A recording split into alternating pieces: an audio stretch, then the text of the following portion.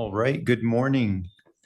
This is the regular open meeting of the New Mexico Public Regulation Commission on Thursday, January 29, 2026, and it's 10 a.m. Let's get started with a roll call. Commissioner Nybert. Present. Commissioner Aguilera. Present. Commissioner O'Connell. Present. All commissioners are present and you have a quorum, Mr. Chair. Thank you. We'll do the pledge.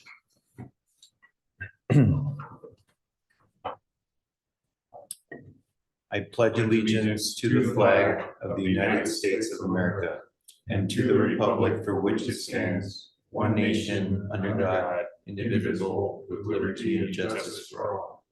I salute the flag of the state of New Mexico, the Zeta symbol of perfect friendship among ethnic cultures.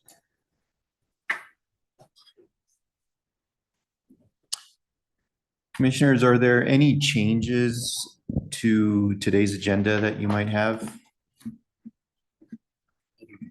Okay, we'll go ahead then and approve today's agenda via voice vote. All in favor, say aye. Aye. Okay, and none opposed.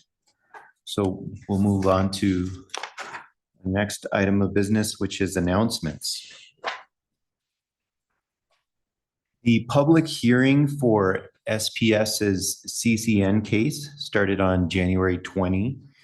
That's docket number 2566 UT. The hearing is virtual and it is anticipated that it will end today. So another announcement on January 26, our new e-docketing system, PRC E360, went live and the old system is no longer available. We have several resources on our website on how to use the new system, including an email address for people who have questions or comments about the system. So thanks to all of you who have been doing work to move us to PRC E360. Next announcement, on February 5, we will be hosting a public comment hearing on the proposed P&M acquisition by Blackstone. This hearing will be held at the Albuquerque Conference Room, the Roadrunner Conference Room, and the address for that is 4100 Osuna Road Northeast in Albuquerque. It'll be from 4 p.m. to 7 p.m. It will also be streamed on YouTube. Commissioners, those are the announcements that I have. Do you have any additional announcements? I would just reiterate the address of the Roadrunner room is 4100 Osuna Northeast. We got it printed in the paper as 4100 Northwest, which is like the pluribus set or something, an address that doesn't exist. So anyway, please show up at Osuna and Jefferson.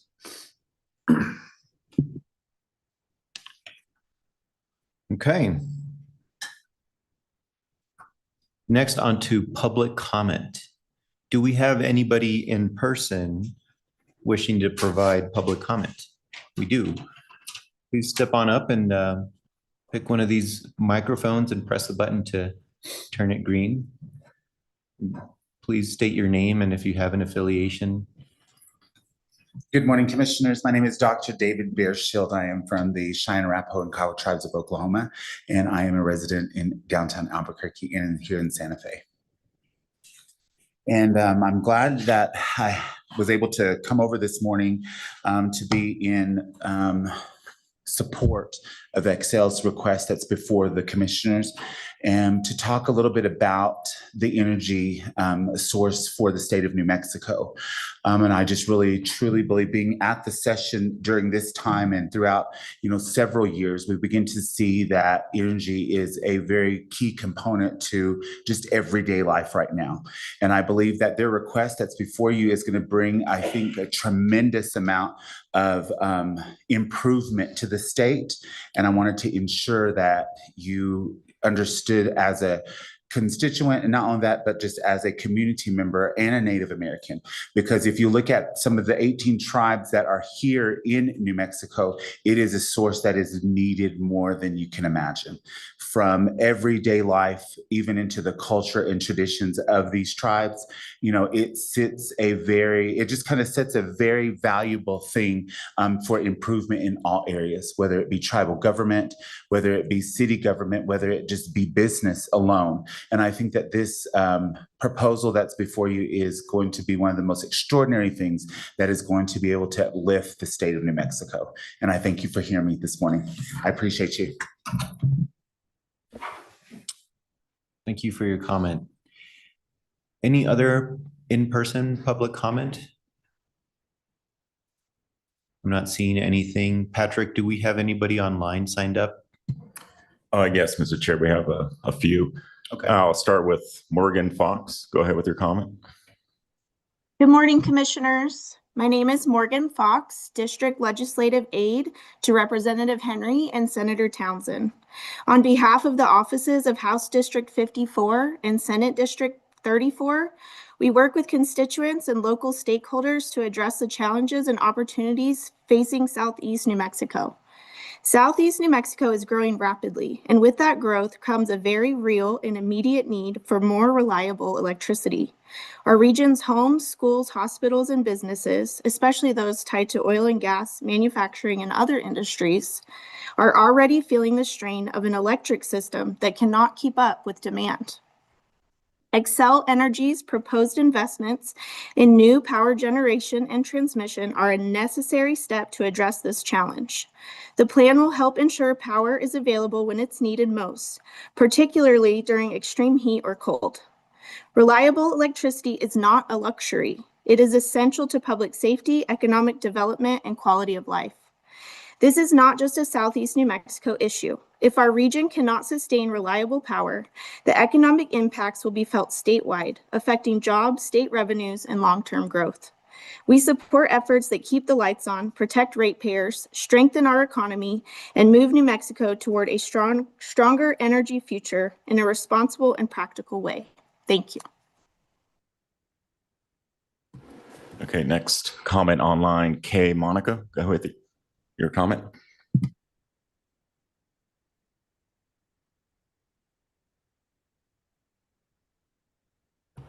Kay, you're muted. Tried to unmute. Can you hear me now? Yes, go ahead. Great. Sorry about that. I'm saying that I'm hoping that I'm in the right meeting, and this is the PRC open meetings for public comments to reopen the BCP hearings. Is that correct? Yes? Yeah, go ahead with your comment. Great. I'm Kay Monaco. I'm just a citizen in Albuquerque, New Mexico, and I'm really concerned about this transaction because there's come to light a lot of complaints from people in Louisiana about enormous increases to their electric bills after a transaction like this. And I want to have a chance to hear about those complaints. They've been publicized in the media in Louisiana with complaints people saying that their electric bills went from $30 to $300 or $400 in a single billing cycle. If that's even remotely true, it's impossible for people in New Mexico. It's impossible for me. And I'm able to pay my bills pretty regularly. That would be impossible for me to be able to pay my electric bills of that kind of a jump. We just can't afford that in New Mexico, and we need to look more closely at the concerns that have come up in other places that have had these kinds of utility acquisitions from this company. Thank you. Okay, next public comment online, Ralph Rons, go ahead. Good morning, members of the PRC. Thank you for the opportunity to comment. I'm also here to present my opinion about the case of BCP buyout of New Mexico Gas Company. And I would right off the bat like to second the comments made by Kay Monaco. I'm only recently aware of what's happening with Delta Utilities, which is apparently a subsidiary of Bernard Capital Partners. And I think that right now, what I've understood is that there's a lot of information that is being withheld about BCP. And so the only thing that could be added to the record right now, apparently, is what's going on with one of their recent utility takeovers. So I would urge the PRC to please strongly consider what's going on with a recent utility takeover by BCP and make sure that that's strongly considered for what's going on here in New Mexico. I'm a New Mexico Gas Company customer for the last 35 years. I pay my bill regularly. I would not be able to afford a 10 to 15 times increase as has been happening with Delta Utilities. Thank you very much. I guess I should probably say I live at 8605 Bellhaven Avenue in Albuquerque, New Mexico. I've been a New Mexico resident for 35 years, and as I already stated, a customer of New Mexico Gas Company for that same time frame.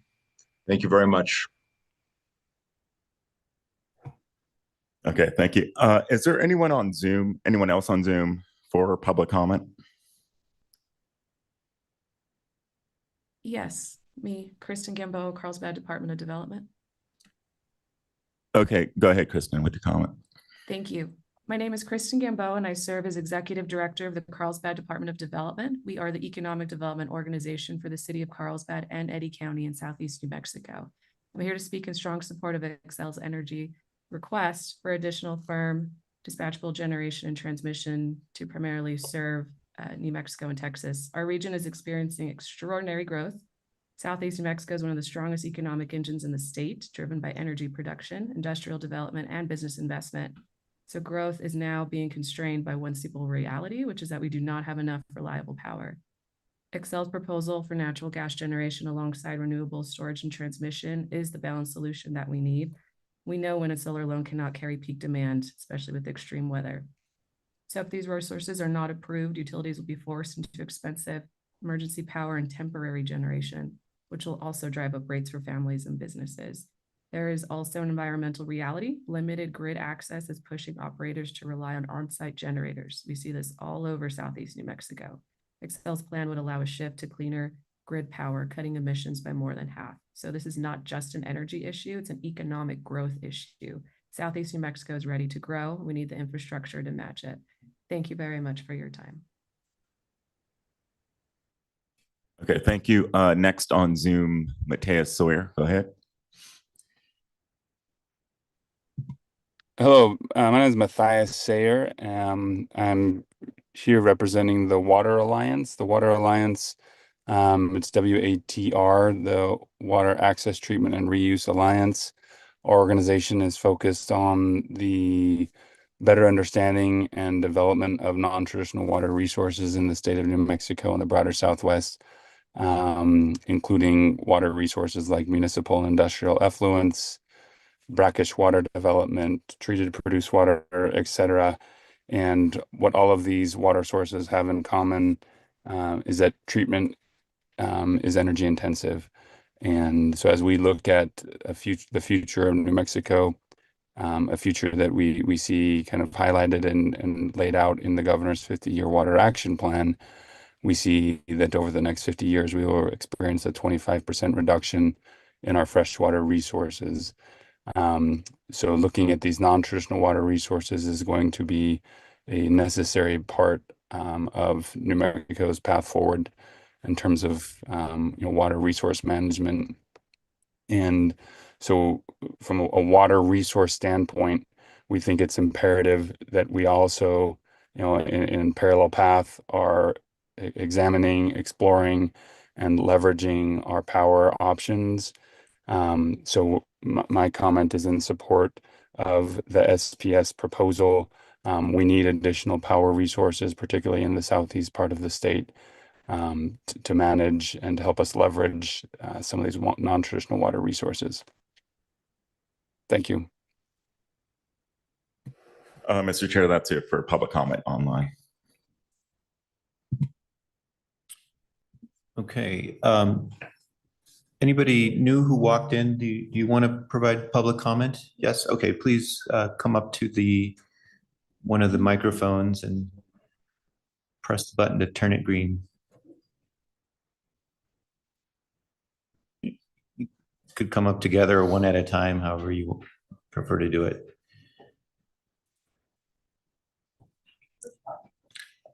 There's a little person. Thank you. Yep.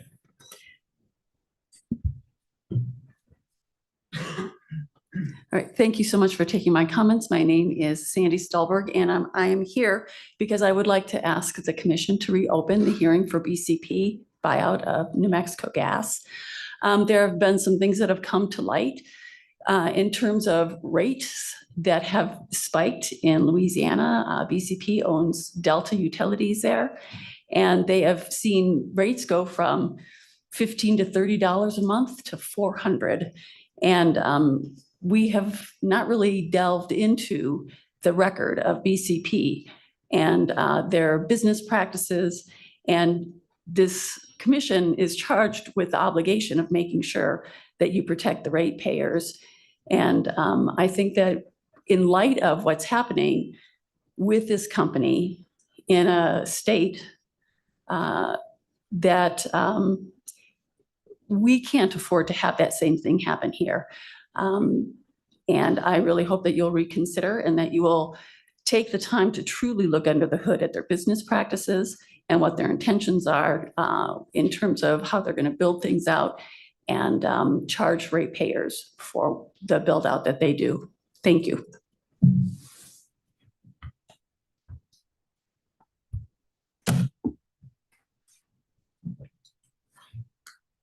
Commission, thank you very much for allowing us this opportunity to speak, especially at this kind of a last minute arrival. I too would like to speak on the subject of BCP. Delta Utility is raising rates from up to 300 to 1,000%. This is an enormous increase. And this was pointed out at the last hearing I attended, that the ratepayers were very concerned about the fact that BCP would pull something like this. I urge you to reconsider and reopen this hearing process on BCP. And I would like to point out to you that right now, private equity is engaged in this pursuit of our utilities because of the advent of AI. And I'm sure that most of you are old enough to remember the dot-com bubble. If AI should collapse, we are going to be left with these assets that will be of little value to us. Using gas to power these things is absurd. We should be using the cheapest power on the planet today, which is solar power. New Mexico is the second largest state in the nation for solar potential. Not to require these AI plants to be used is really going to put us in the situation where if it does collapse, we're going to have trouble. And the other thing I'd like to mention is most of these AI plants are being grounded on existing technology. And we're just about to see this position where quantum computing will come into being. And just this last month, there were announcements that quantum computing could be done at room temperature, which greatly changes the possibility of using this stuff. I'd like to ask you to reconsider your decision. And I would also urge you to consider the changes in the technology that is going to leave New Mexico flat-footed coming up in the future. Thank you very much for your time.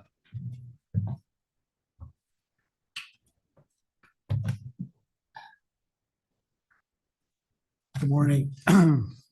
Thank you for taking our comments today.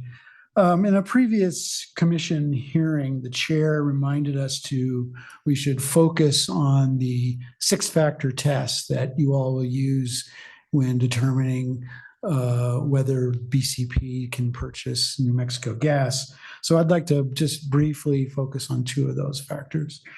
One is, does the deal provide tangible direct benefits to utility customers?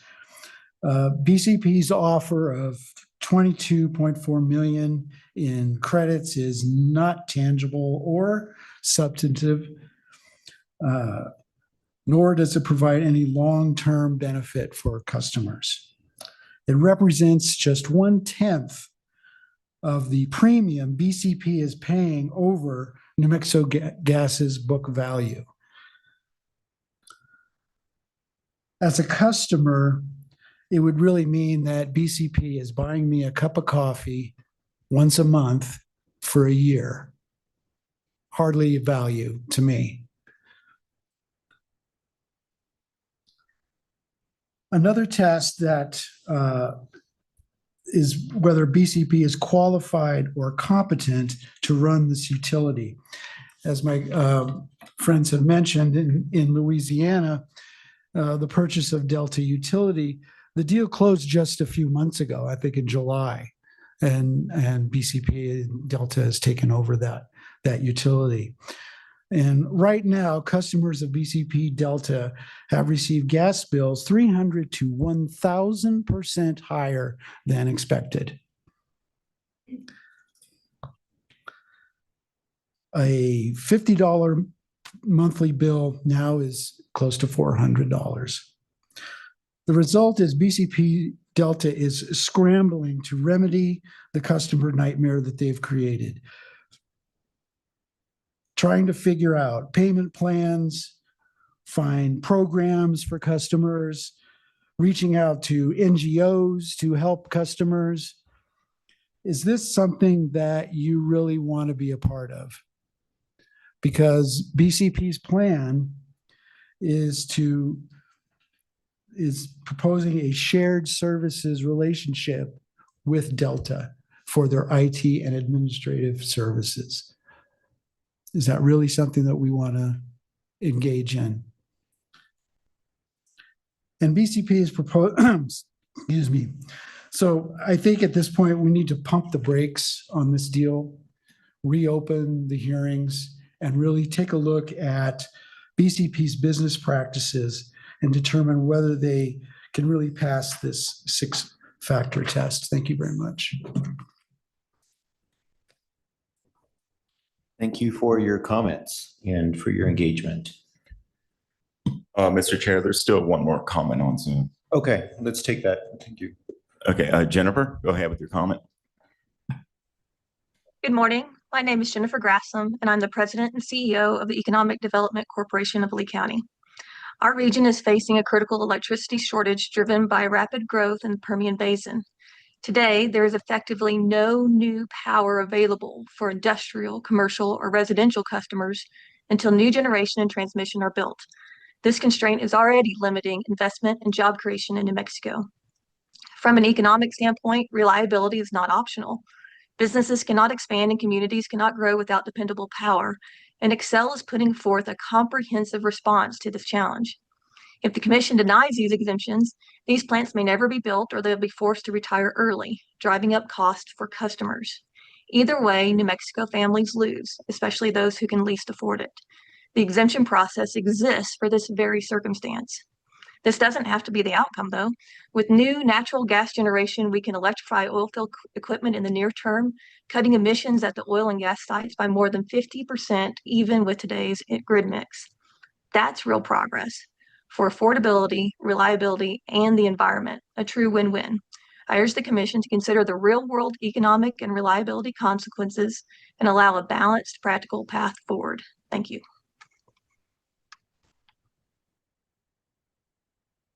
And that's it for online comments, Mr. Chair. Okay. Thank you for those comments. Haven't seen anybody new walk in, and I think we're ready to move on to our next item, which is Employee of the Month.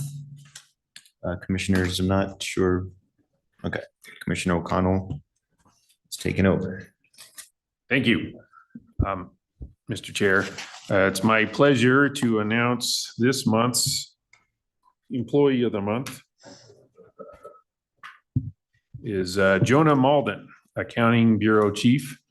I don't see that Jonah is here, so I'll have to get him his championship belt some other way. I'll go ahead and read the proclamation. New Mexico Public Regulation Commission hereby recognizes Jonah Malden as NMPRC Employee of the Month for February 2026. Whereas Mr. Malden serves as Accounting Bureau Chief in the Utility Division at the New Mexico Public Regulation Commission. Whereas Mr. Malden's worked here for 4 years and 4 months. Whereas his nomination states, Jonah has been so helpful with testimony prep in the NMGC merger and acquisition case. His experience with AI and H data was pivotal to subject matter experts hearing prep. Amongst his other duties, he made time to provide staff with their own study guides that were focused on direct testimony. His concepts will be helpful in future cases. He's always willing to help whenever he can. He's a huge asset to the Accounting Bureau and the Utility Division. So whereas Mr. Malden continues to serve the PRC with dedication and great ability, it is resolved that the New Mexico Public Regulation Commission of the State of New Mexico congratulates Jonah Malden on his selection as Employee of the Month for February 2026, issued under the seal of this commission on this day. So I just, congratulations to Mr. Malden.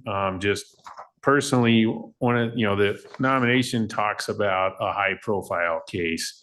And it's easy for us to, as a group, to focus on those high profile cases. But, at its root, this is an economic regulating agency. And so accounting is where the rubber meets the road on all of the things that come before us.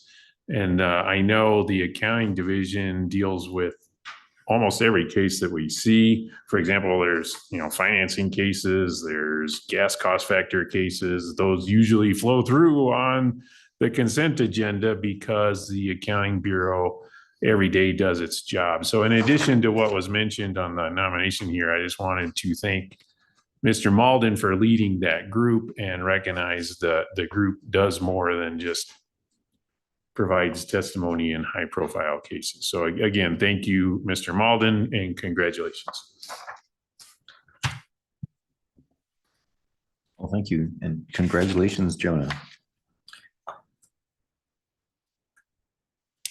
Next on the agenda, we have approval of prior meeting minutes, and we have the minutes for the regular open meeting that occurred on January 15 of this year. Commissioners, do you have any revisions to those minutes? Yeah, I move for approval of the minutes for the January 15th, 2026 meeting. Second. We'll take a vote on that. Commissioner Nybert, Yes. Commissioner O'Connell, Yes. Commissioner Aguilera. Yes. The motion to approve the minutes for the January 15th open meeting passes unanimously, Mr. Chair. Thank you. Next, we have the consent action items. We have 6 orders on the consent agenda. Is there any discussion, commissioners, on these items? I move for approval of the 6 consent action item. I'll agenda. second. We'll take a vote. Commissioner Nybert, Yes. Commissioner O'Connell, Yes. Commissioner Aguilera. Yes. The motion to approve the items on the consent agenda passes unanimously, Mr. Chair. Thank you. Now on to regular action items. Our first item for discussion is case 2289 UT. To present this item, we have Mr. Robert Lundin. I'll turn it over to you. Good morning, Commissioners. So this case relates to the ongoing rulemaking to promulgate a grid modernization rule pursuant to the Public Utility Act, Section 62A13. This case has been ongoing for a long time. And over the years, the commission has employed substantial processes to develop an informal rulemaking record and to bring in outside experts to develop a draft proposed rule, receive public comments on that before advancing to a formal rulemaking phase, which was commenced last year in February. So in the last year of this formal rulemaking phase, the commission's internal drafting team has been wrestling with the substantial volume of public comments that we received and trying to figure out what to do next, whether to proceed with adopting a final rule or doing something else. With Commissioner O'Connell's leadership in the drafting team, the team decided to pivot from adopting a final rule to recommending that the rulemaking be terminated and instead require the 3 IOUs to file one-time distribution system plans to provide a further kind of learning opportunity and building block process to eventually someday when the commission is better advised or more inclined to develop another proposed rule and try again. But for now, I have to present to you an order that would terminate the formal rulemaking and, like I said, require the filing of distribution system plans. According to my notes, there are 2 things that should be resolved before voting on this order. That is the filing dates for each of the 3 utilities, the cadence of those filings, how many months should separate them, and then the order of which utility files.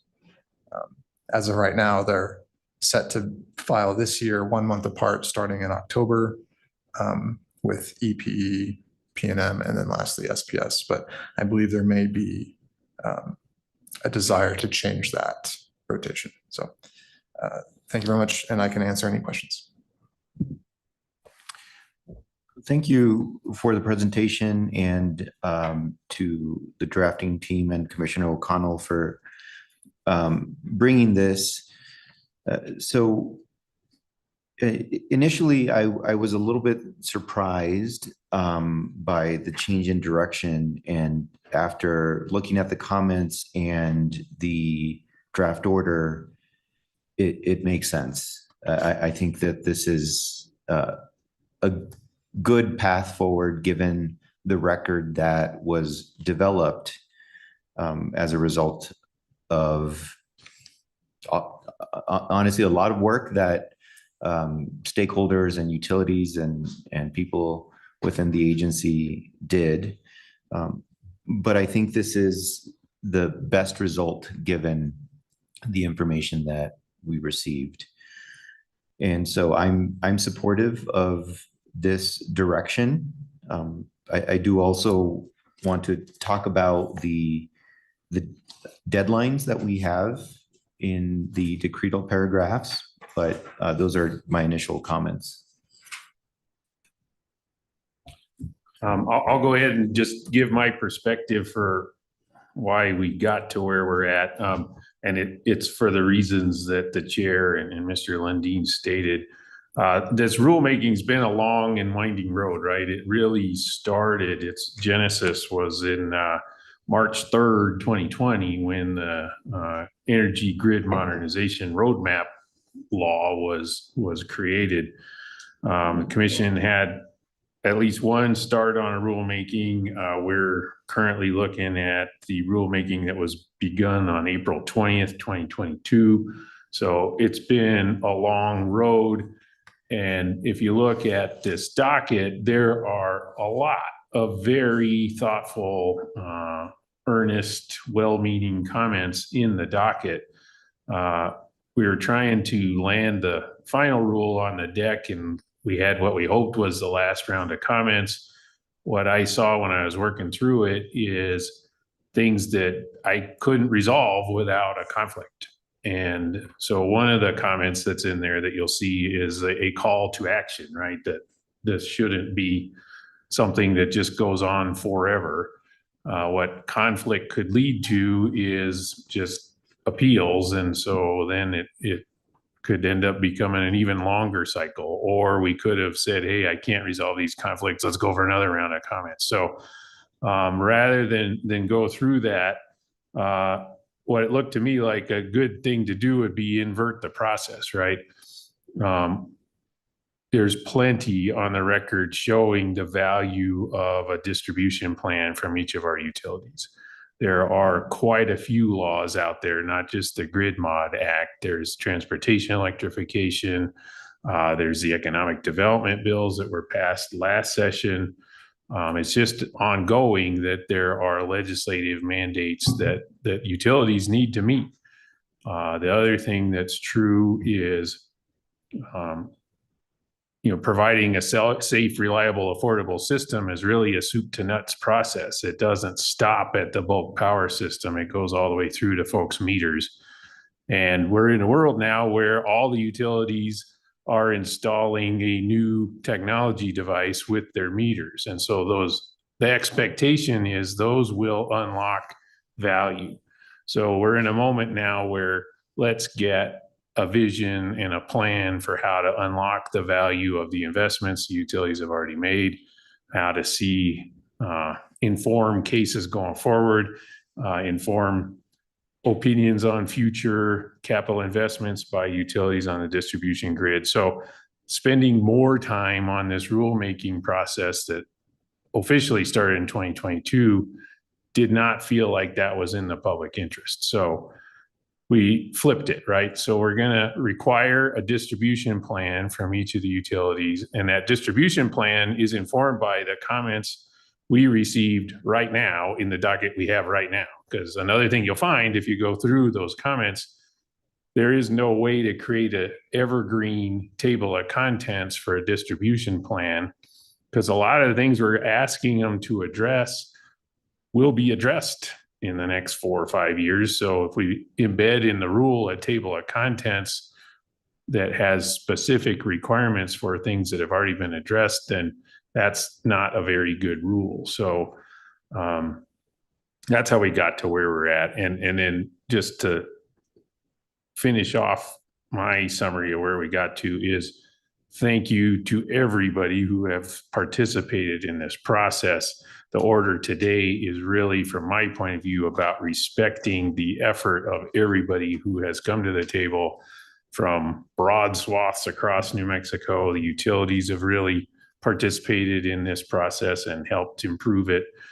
So let's make your work of value. And so the way to do that is let's take that value, turn it into a distribution plan.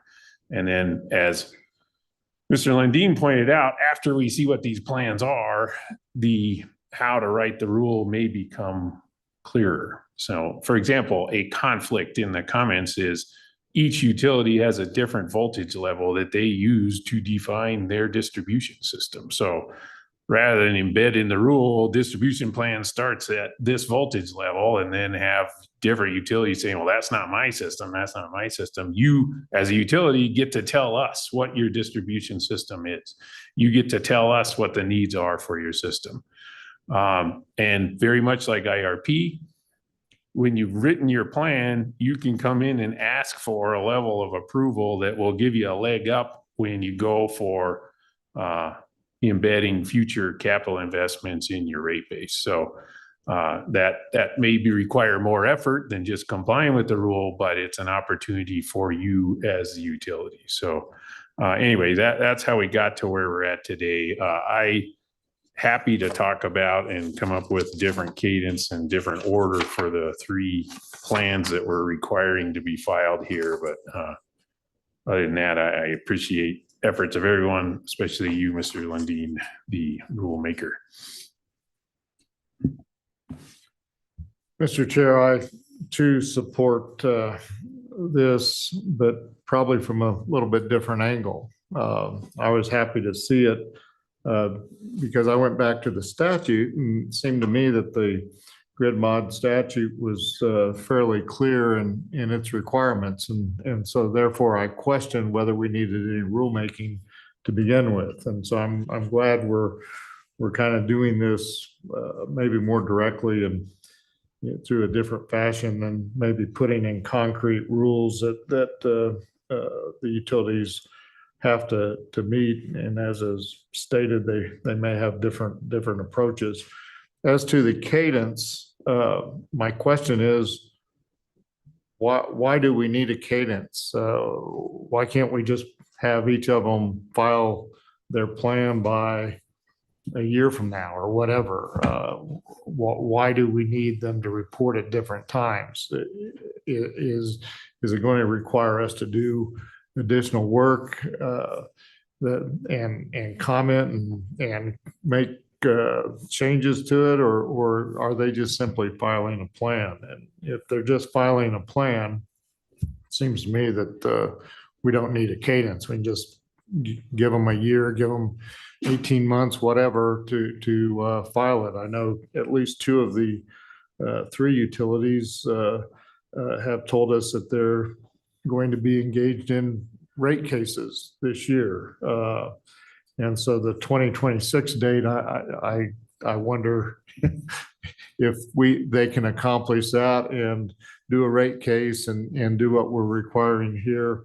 The timing of this, to me, doesn't matter a whole lot. The importance is that at some point they engage in that activity, that they give us an idea as to what their distribution system is and what their plans are.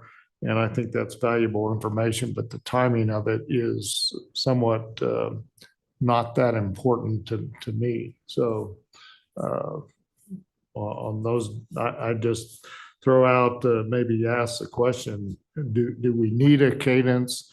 And what would be a reasonable time period that we need that information by?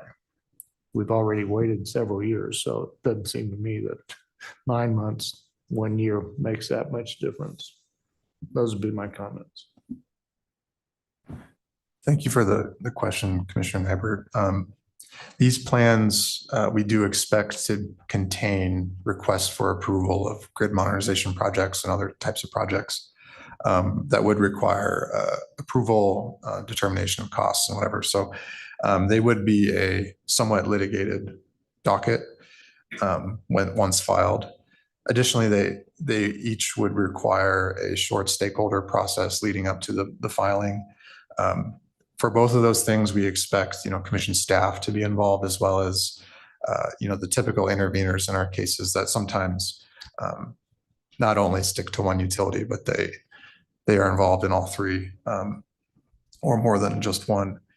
So with that, with those considerations and thinking about, the resources that each of them have to participate, it's good to stagger these sorts of things so that they don't all land on the same day. You don't have three of the same cases going at the same time. Thank you, Robert. That exactly summarizes the response I was about to give. It's about the resources that we have to process the request, and not just us, but given that there is opportunity for approval of a plan and determining some level of prudence, it might also require a hearing, stakeholders' time, and the utilities' time. And so it's a lot of work. This isn't a plan that is being submitted for informational purposes only. I think that maybe could be a different thing. But in this case, I think it's important to think about the resources that we have and our ability to process multiple cases that could result in significant investments at the same time.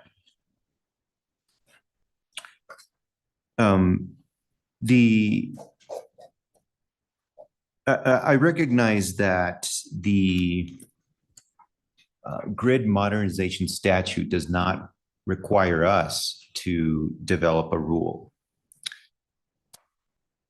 I don't think that's dispositive of whether we should come up with a rule or not.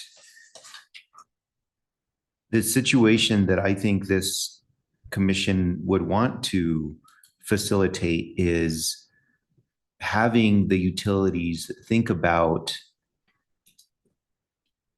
their distribution system in a more comprehensive way, where they can solve multiple problems with one solution, as opposed to stacking them on top of each other, which could be an incentive if we allow it. I think creating or requiring a plan that provides guidance on how to think about these issues collectively could result in installing more prudent investments onto the grid and saving ratepayers money. And so that's why I think the rulemaking would be beneficial. And so although we're terminating the rulemaking here, I don't see this as abandoning the idea that there will be a rulemaking. And in fact, the general requirements that are attached to the order as Exhibit A reflects a lot of the ideas that were already shared.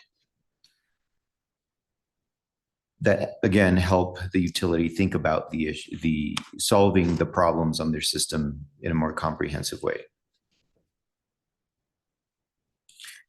And so as to the timing, I guess the deadline itself is less important, because one thing that we already know and the grid mod statute clearly provides is that utilities can come in with these requests at any time. And so I think how far out the deadline is not the primary driver for me. It was how much time are we giving staff to evaluate these? And so what I was hoping was to see a little bit more time in between cases, given again, as Mr. Lundin explained, that there could be requests for approval of investments here.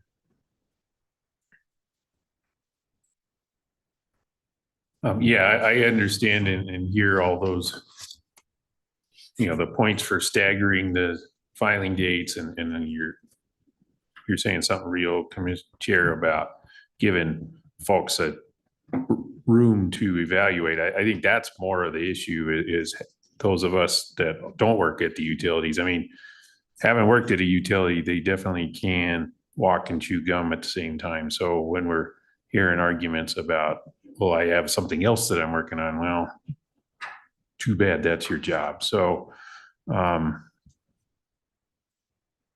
anyway, I'd be willing to stagger them out, the space in between them a little more, but I don't want to defer the start of these plans getting filed. And then I don't really have a foundation for which one goes first. So,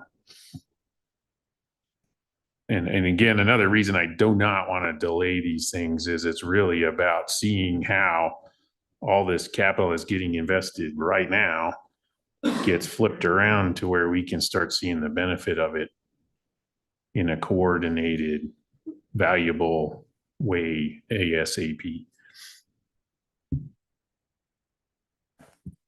Mr. Chair, where in the document does it reflect that staff is going to do anything with the plan? Looks to me like it's a one-way street. They submit a plan and they address these issues in the plan. I don't see any requirement that we do anything with it. Well, the plan doesn't include that. That's included as a matter of any time a utility files a request to recover the cost of certain investments.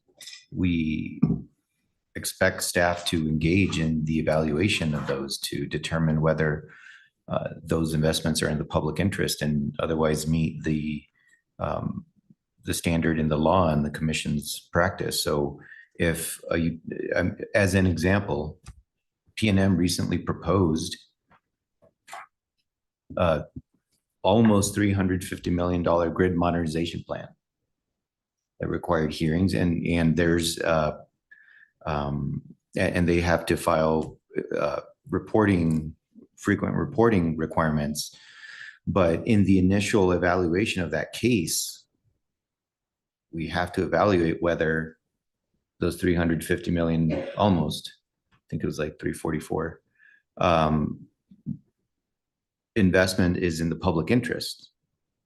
And this plan, as I understand it, and especially the general requirement 8B, allows for approval of a distribution system plan.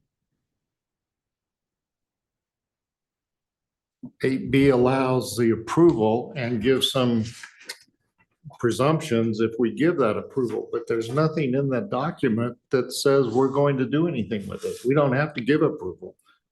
What it says is they will file a plan that contains this information.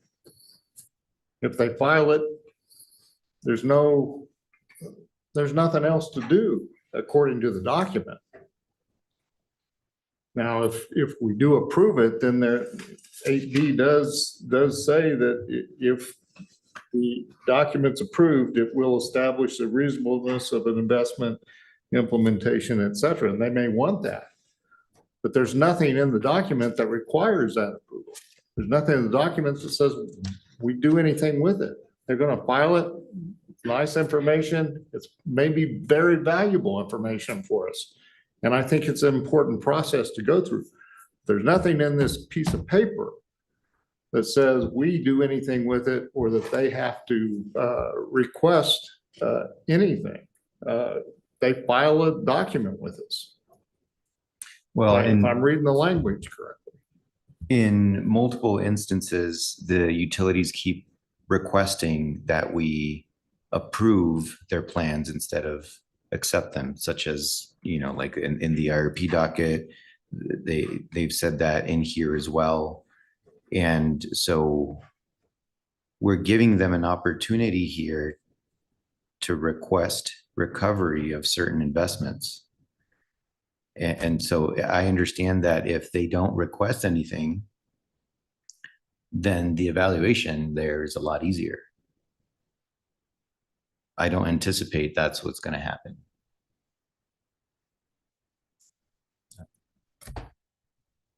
No, I'm of the same mindset as you, Chair, that we don't know what they're going to ask for when they file it. So if we give a little bit of a gap, then we'll be able to, and they all ask for full approval, then we'll be able to process that in a more timely fashion. If we don't stagger them and they all ask for approval, then one of them's going to be on the slow bus in terms of getting approval done, because we're not going to be able to process all three of them at the same time.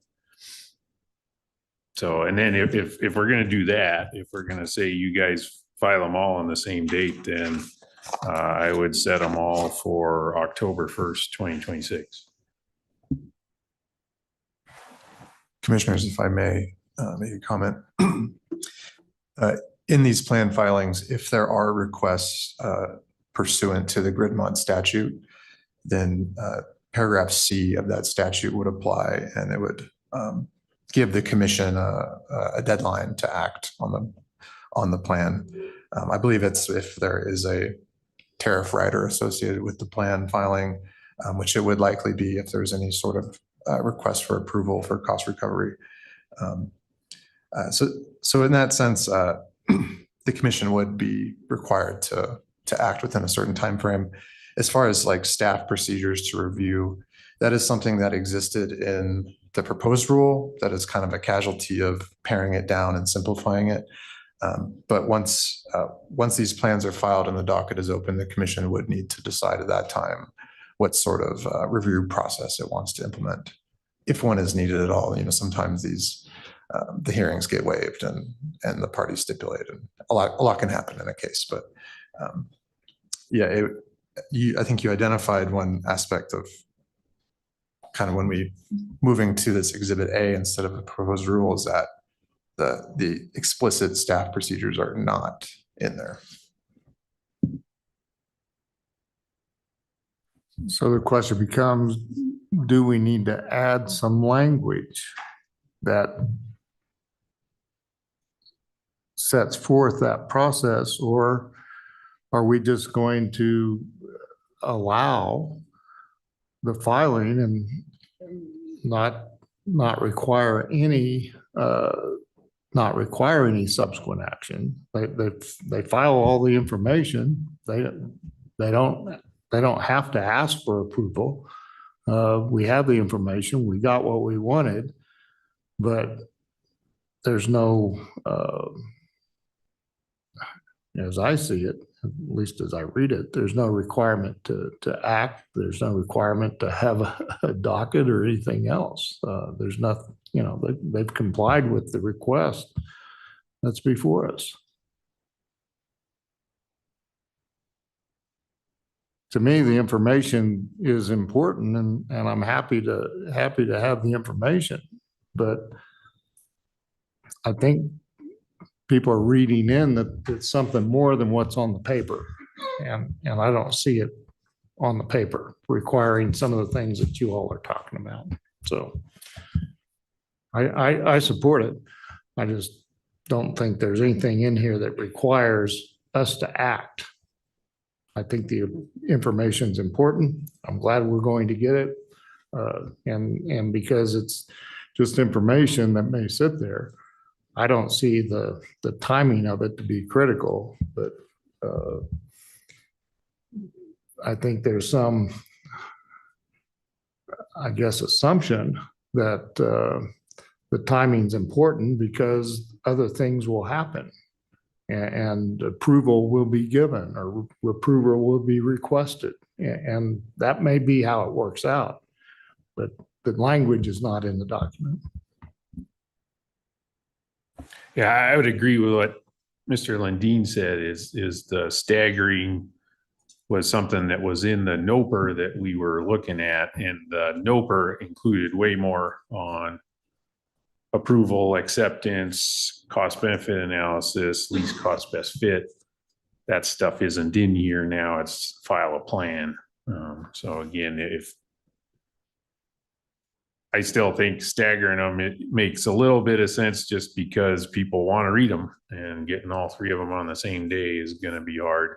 I understand what you're saying, Commissioner Nybert. And again, if I was going to resolve, get rid of the stagger, I would just say all three of them are due October 1st, 2026. Mr. Chair, has anybody or in the process that Commissioner O'Connell was involved in, did anybody talk to the utilities as to the feasibility of meeting whatever deadlines we have put in here? Yeah, what I saw in the record were utilities saying their life was hard, but not any specifics about timing that I found persuasive or compelling.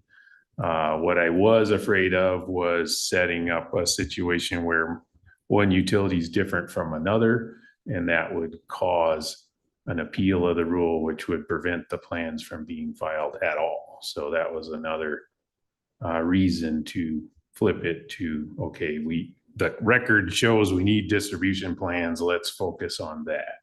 So yeah, I didn't see anything compelling about that. And I also, based on experience, expect the utilities not to like this and that they will appeal. The other value of flipping this to an order of individual plans is then we can deal with each appeal as it relates to that one utility, right? Instead of having an appeal that tangles all three utilities together, that might be harder to work through.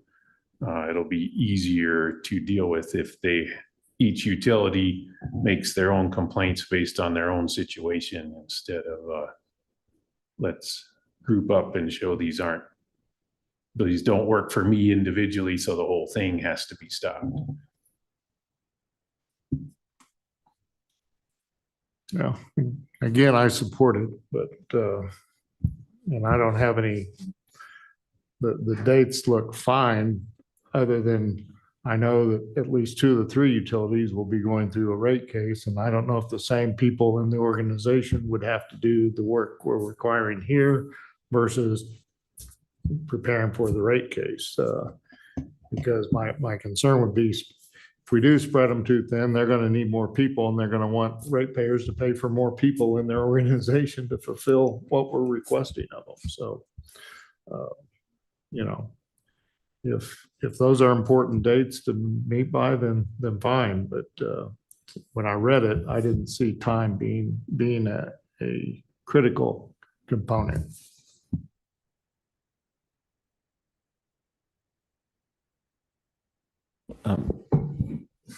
Commissioner O'Connell, understanding that your preference is for the first plan to be due by October 1st, 2026, do you have a time limit for the next one? Say, for example, if it was 6 months after that or 4 months? I don't have a time limit. The way we've got it stacked up, we've got the smallest New Mexico jurisdiction going first. So if we want to go for bang for the buck on New Mexico ratepayer dollars, then maybe PNM should go first. But again, it's about call to action and sense of urgency, because the capital's being invested now. Want to make sure that we all understand how that capital is being turned into customer benefit as envisioned by the law.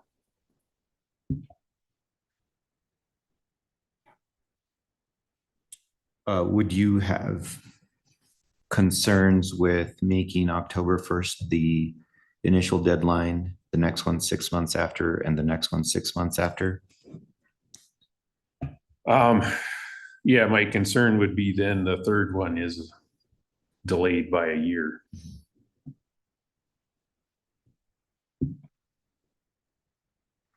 And this is a process that really began in 2020.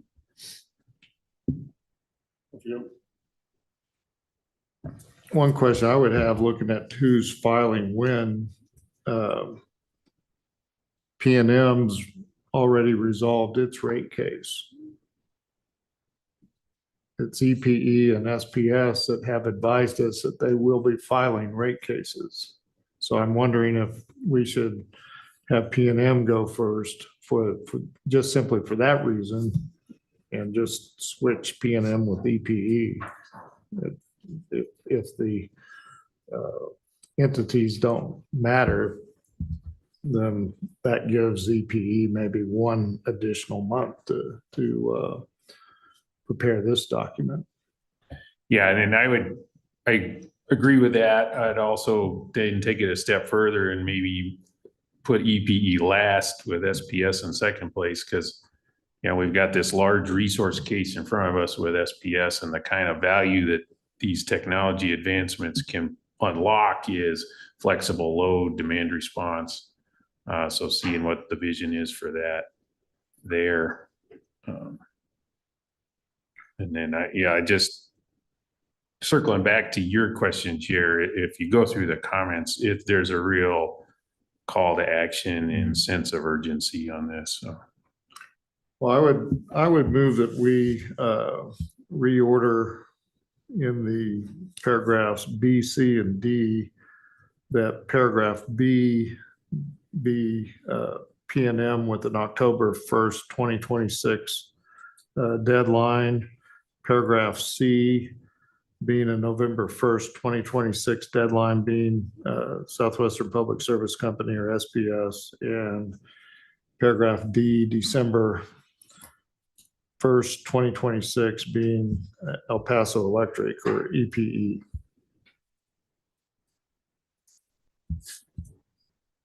And that is a motion to amend.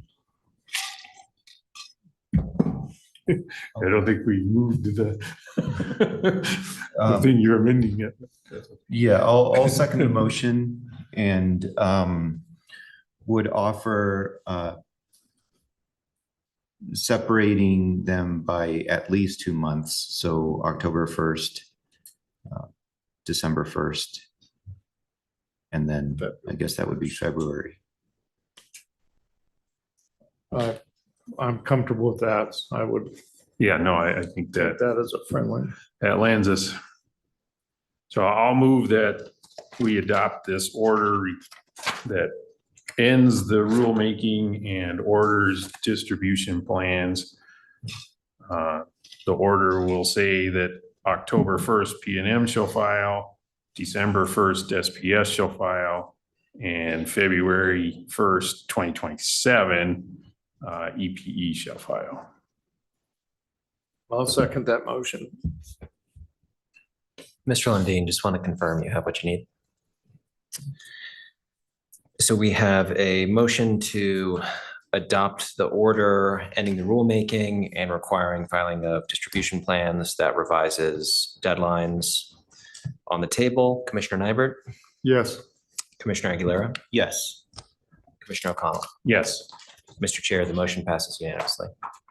Great, thank you. Thank you again to Mr. Lundin, the drafting team, all of the stakeholders and industry that submitted comments. We do hear your call for action, and I think this order strikes the appropriate balance between not creating something that is going to be broken, but still moving forward. So thank you all. Okay, next we have Mr. Kevin Getgo to present the next case, which is docket 2510 UT. Floor is yours.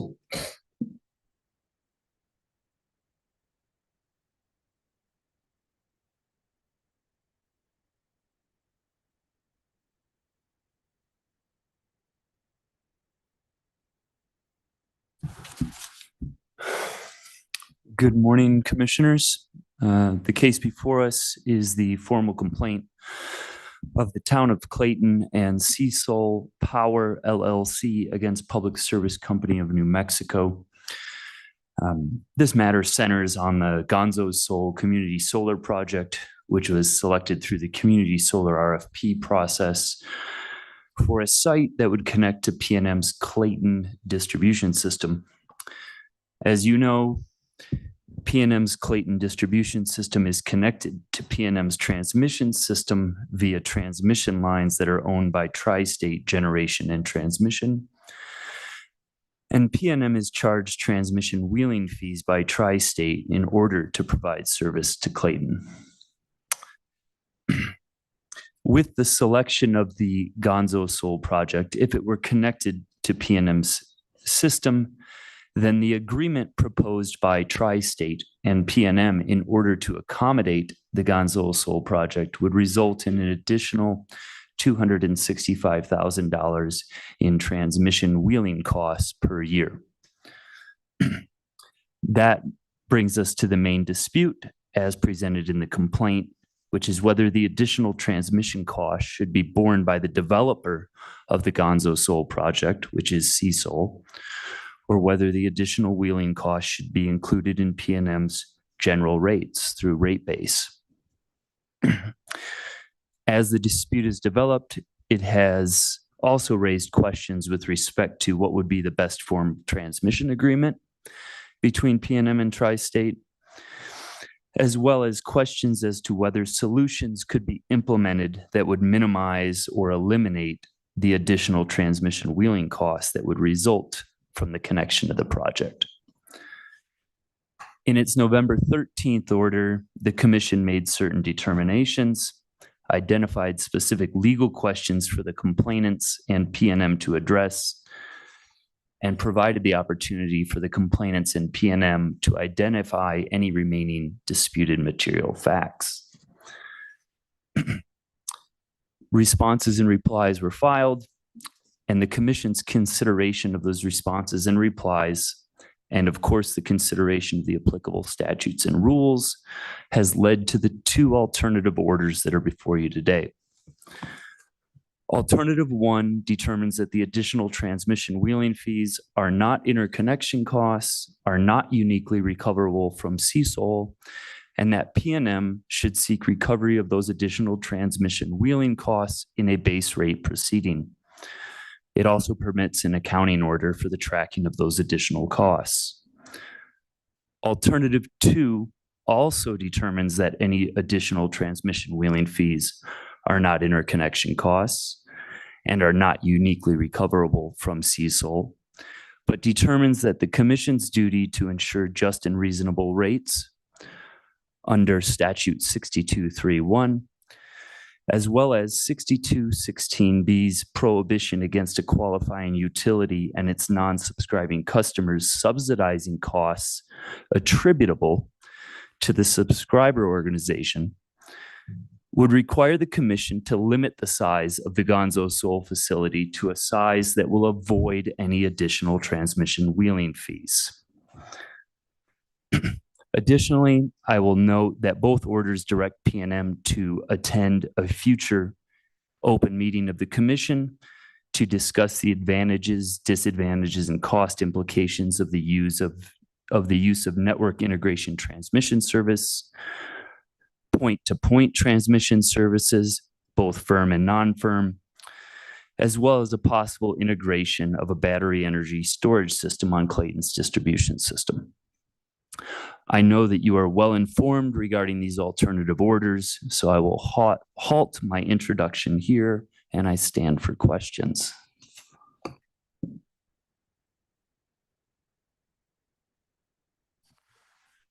Mr. Chair, I don't know how you would prefer to proceed, but I'm the one that proposed the alternative order. So if you would like me to go through the rationale for that alternative, I'm happy to do so, if that's how you would like to proceed.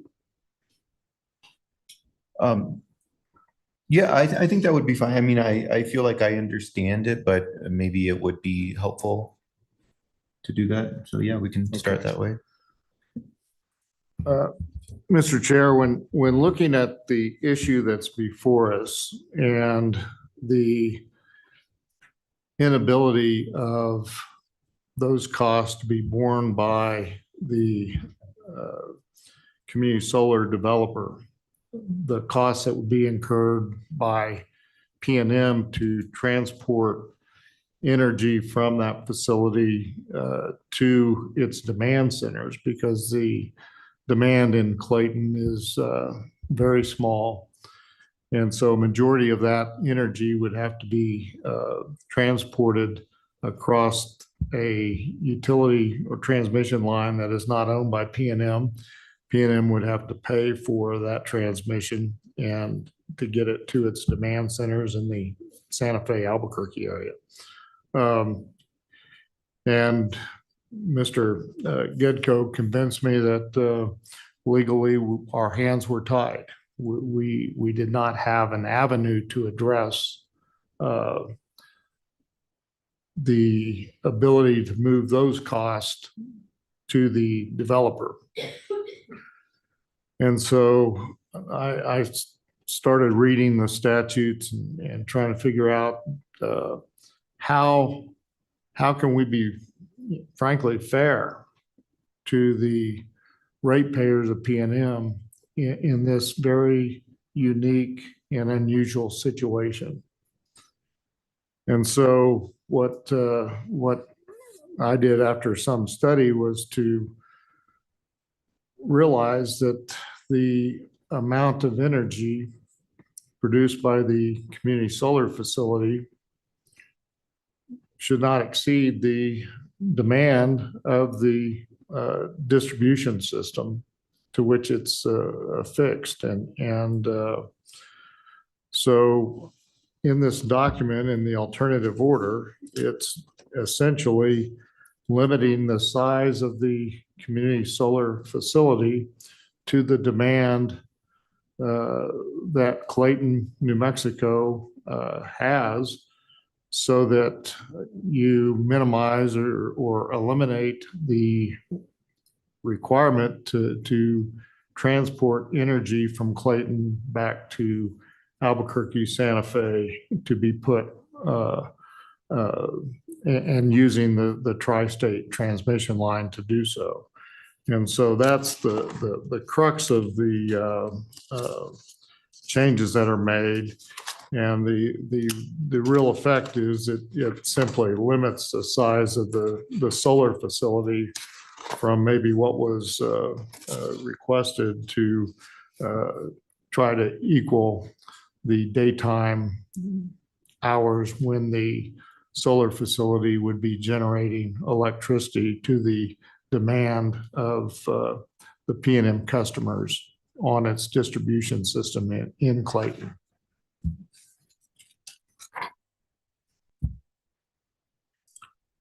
And by that, I think it's supportable legally. And frankly, I think it requires us to engage in this type of limitation, because to do otherwise would cause the subsidization of the community solar facility by the P&M ratepayers throughout its system. Not just those in Clayton, but throughout its entire system. And that is something that we have not been able to, this commission's not dealt with allowing that subsidization. And as set forth, I think the principles of fairness and equity arise, and this is an equitable and just solution to a unique issue that has arisen. So I would support the passage of the alternative order and would be happy to answer questions regarding the provisions that are set forth before us in that alternative order. Thank you, Mr. Chair.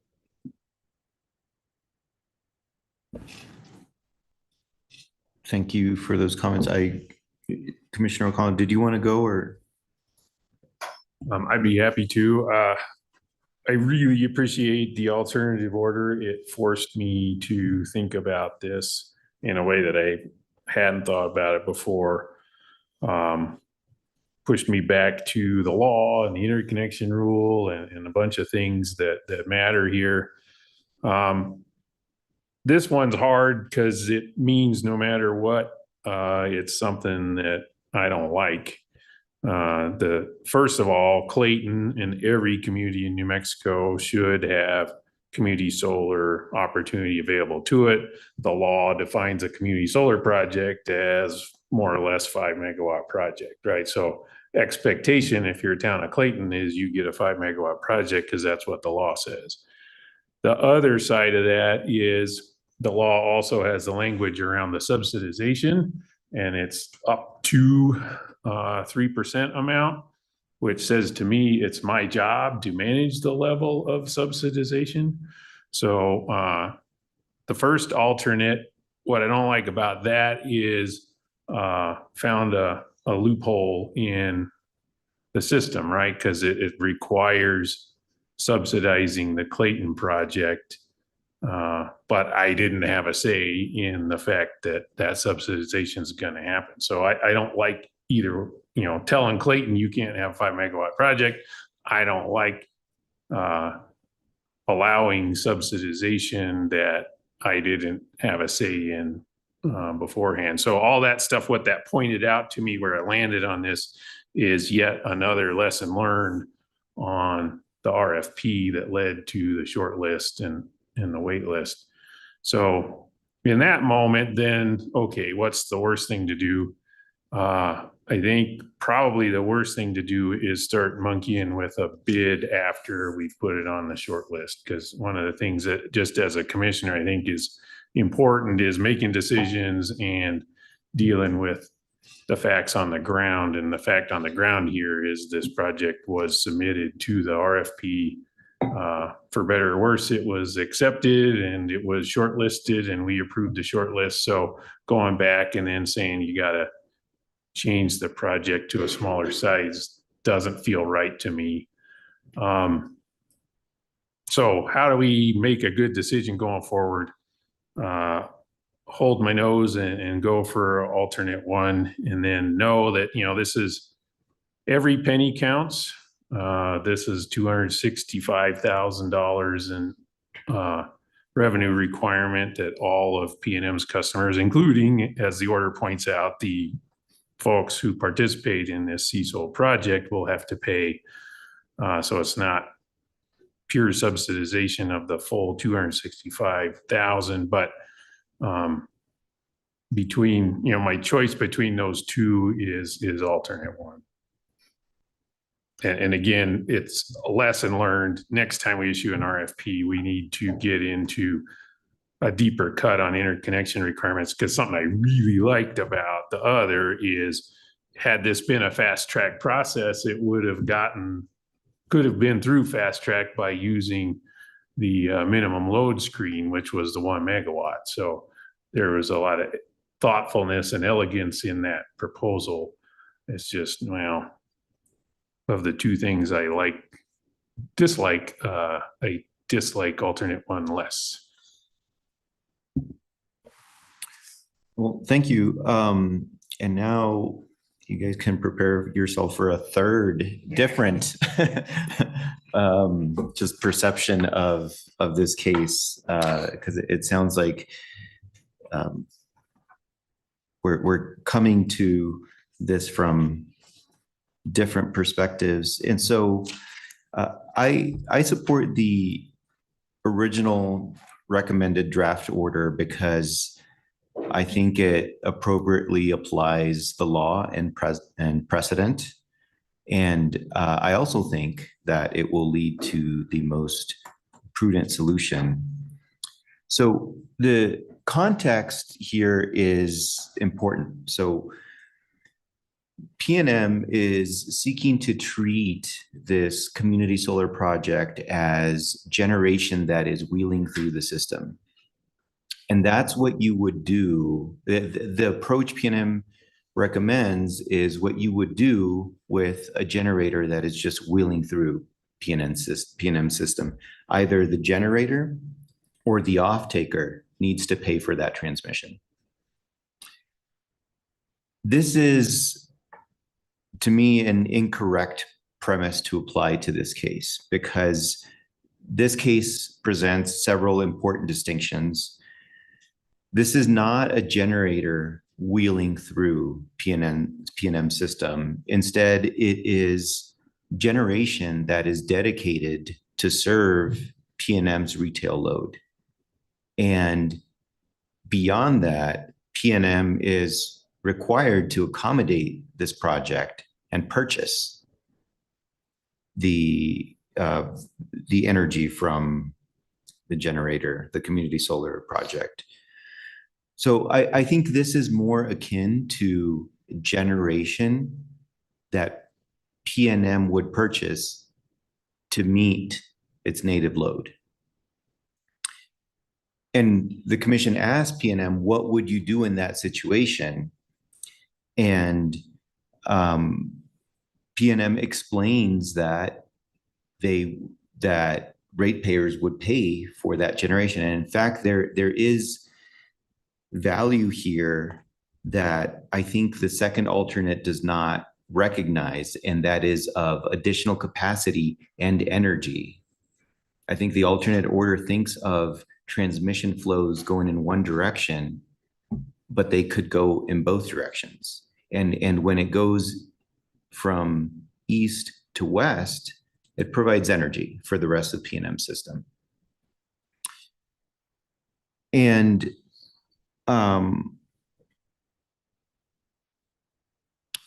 I think also there are some concerns that I have with the alternate. Some of them smaller, some of them larger, but for example, I think that it's going beyond what the complaint is actually asking. And to a certain extent, I do see where it's coming from, because one thing that I'm concerned about is what precedent are we creating? And I think we could solve that in multiple ways. One of them is we could do what the order here is proposing to do, the first alternate, which is to direct PNM to demonstrate what the most prudent solution is. And they would have to do that, one, through that presentation that is required, but also secondly, when they are coming in to seek cost recovery. And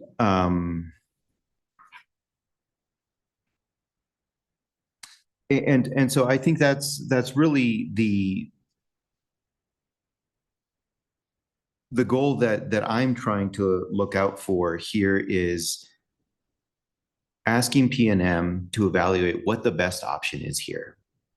I don't think they've shown that it's just purchasing additional transmission and ratepayers just have to pay for more transmission. I don't think it's necessarily that the project can only be 1 megawatt and that has to be the solution. I think there could be other solutions. It could involve some transmission. It could involve battery energy storage. It could involve amending the NHTSA that PNM has with Tri-State. PNM has not conducted that evaluation, and to me, that's not satisfactory. I don't think you get to just take the easiest way out because you don't want to look. And that's the most frustrating part about this case to me. And so I think the first alternate order leads more in the direction of evaluate this. And if the most prudent solution is to reduce the community solar project to 1 megawatt, then that's what it is. Because I don't think that we need to just blindly accept whatever whatever solution or whichever location the community solar project is in. We treat this like we treat generation that PNM is purchasing to meet its native load, which is that it has to demonstrate that it's coming up with prudent solutions. And so, Commissioner Nybert, when you asked a very good question when you started, you said, how can we be fair to PNM's ratepayers? I think the way that we can be fair to PNM's ratepayers is to ensure that PNM evaluates the solution and proposes the most prudent one. And that's the one that we could approve. And I think that is the more fair and equitable way to do this. We don't have that information yet.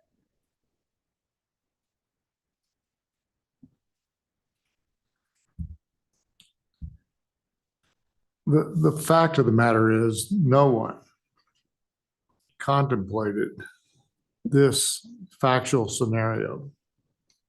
The legislature didn't contemplate it. The commission creating the rules did not contemplate it. I'm not sure anyone contemplated that there be generation of electricity through a community solar facility that exceeds the reasonable demand of that distribution system. And having to pay a third party to transmit that energy to the demand centers of that utility. This is a unique case. I think probably Clayton's fairly unique in the PNM system to begin with, but putting a community solar facility there, I don't think anybody anticipated this factual scenario. And so what we have, we're going to require PNM to, in essence, purchase energy, albeit arguably retail rates, because it's a direct offset to those that subscribe. They're going to have to pay additional money to transmit that energy from Clayton, New Mexico to its system to the south and west in the Santa Fe, Albuquerque areas at additional cost to PNM. We say PNM, but it's really the ratepayers of PNM that bear all these costs. And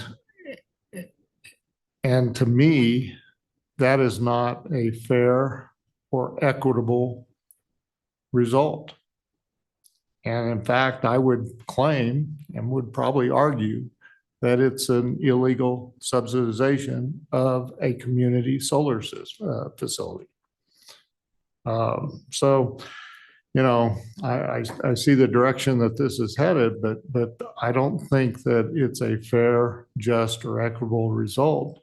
And I can't support doing that. And I wish that the statute, I wish that our rules would have identified this, but nobody contemplated this. And it's a very unique set of circumstances. You know, if that's what happens, then you know, we'll see what the future lies. I'm not sure that they're, because of the interconnection limitations that, or the co-location rules in the statute would permit another solar facility to be built in Clayton, but I would hope that the overseer of that project would not, even if one could be built in Clayton. I would hope that this experience would result in a denial of any future applications in situations such as this, because it is not fair, just, and equitable to the ratepayers of PNM elsewhere on the system, or if it involves another utility that has a similar factual situation, it wouldn't be fair there either. So I hope we more closely look at the locations of these facilities and maybe have to deal with that in future amendments to rules, so that these types of discussions do not have to occur in the future. Thank you. Want to address one of those points about paying a third party for a transmission system, because this situation is not that unique. That is already occurring, right? They're already paying a third party for transmission service. And I'm not talking about just Tri-State, because one of the designated network resources under the NHTSA is Palo Verde Generating Station. So there's also third-party transmission service that is being procured there in order to serve Clayton. And so I don't find that one persuasive, because that's exactly what's occurring already. And I just want to mention a couple of other things that that I failed to mention earlier, is that PNM largely avoids responding to the concerns about reliability. And part of it is because it's not their transmission system. But they do explain in their response that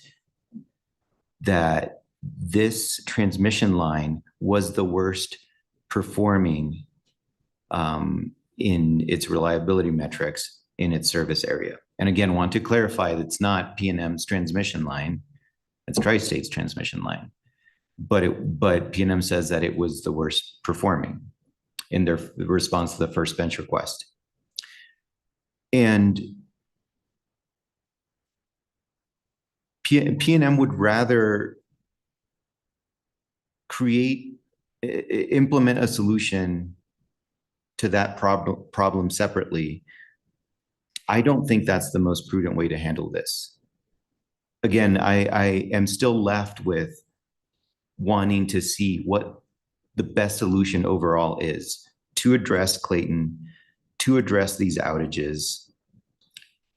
And are there benefits to the town of Clayton with respect to wildfire if, you know, they have a battery energy storage system and it starts to become more islanded and isolated against some of these potential PS events that PNM would not have an ability to do anything about because it's not their transmission line that's feeding Clayton. I guess, you know, overall, I don't super love either of the alternate orders. I much prefer the first alternate order. I'm left with like try harder, do more evaluation. Tell me, give me numbers and tell me what the best solution is, and then we can make a decision.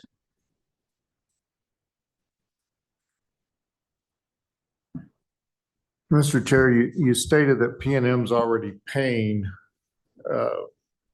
for use of that line, but as I understand the facts in this case, PNM is going to have to pay additional money. It's not the same money, it's additional money to transport energy from Clayton back to its system in Santa Fe and Albuquerque. Am I incorrect on that? As presented in the record, it would be an additional $265,000. Right. As proposed.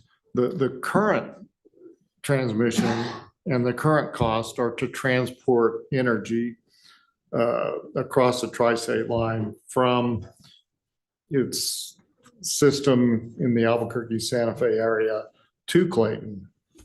But tri-state's demanding additional money to transport the excess energy from the community solar facility back the other direction. And so that's what this case is about, was whether or not PNM could recover those costs for the energy being transported to the south and west, not for the energy that it already pays for to transport it to Clayton to serve its customers there. So, you know, I was focused solely on the excess energy transmission costs that were being incurred in this case and trying to deal with that issue, and being frustrated that we could not deal with it through the passage of those costs onto the community solar developer because of the statutory limitations. And so that's why I thought a limitation of the system was the only just and equitable and non-subsidization recourse that we had available to us. Yeah, I would just say that's the simplest solution, which is the one that PNM is proposing, but that does not make it the cheapest or most prudent solution, because here the town of Clayton is asking us to direct PNM to revise the NHTSA. Because the reality is that if you leave the NHTSA as is, and then you buy additional transmission on top of that,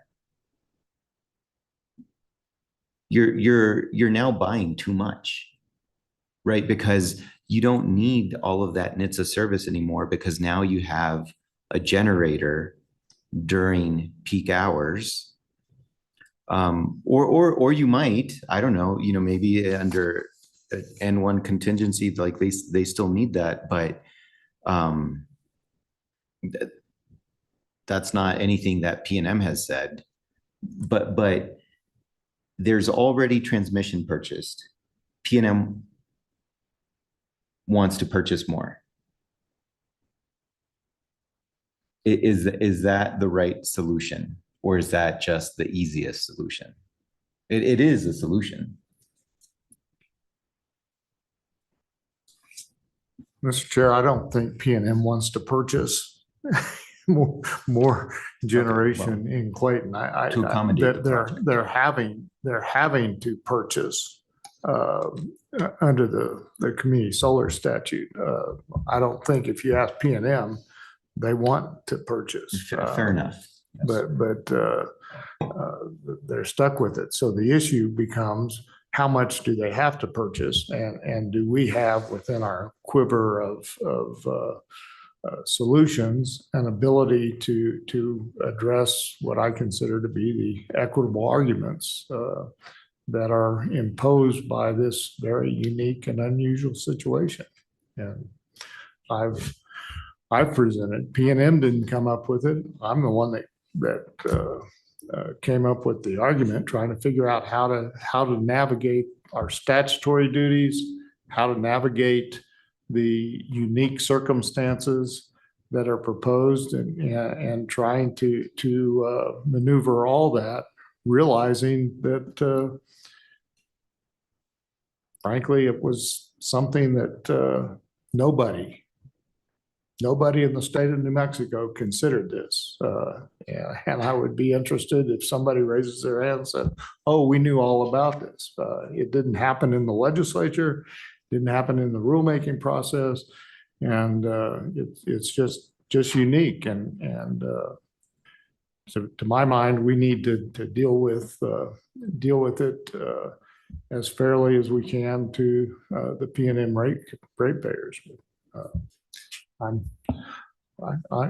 I count noses pretty easily, and I see I'm losing the argument, so I'll be quiet.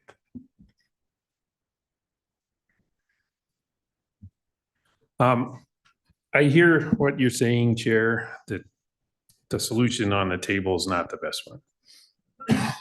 If we want to create an incentive for a better solution, is there a way to issue an order that says you're both wrong?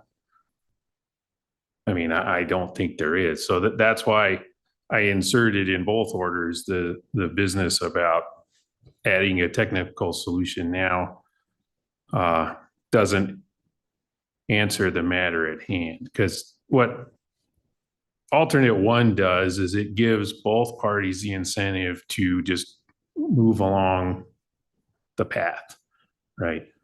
What P&M gets is implication that when they increase their transmission costs, that cost recoverable. So what are they going to complain about there?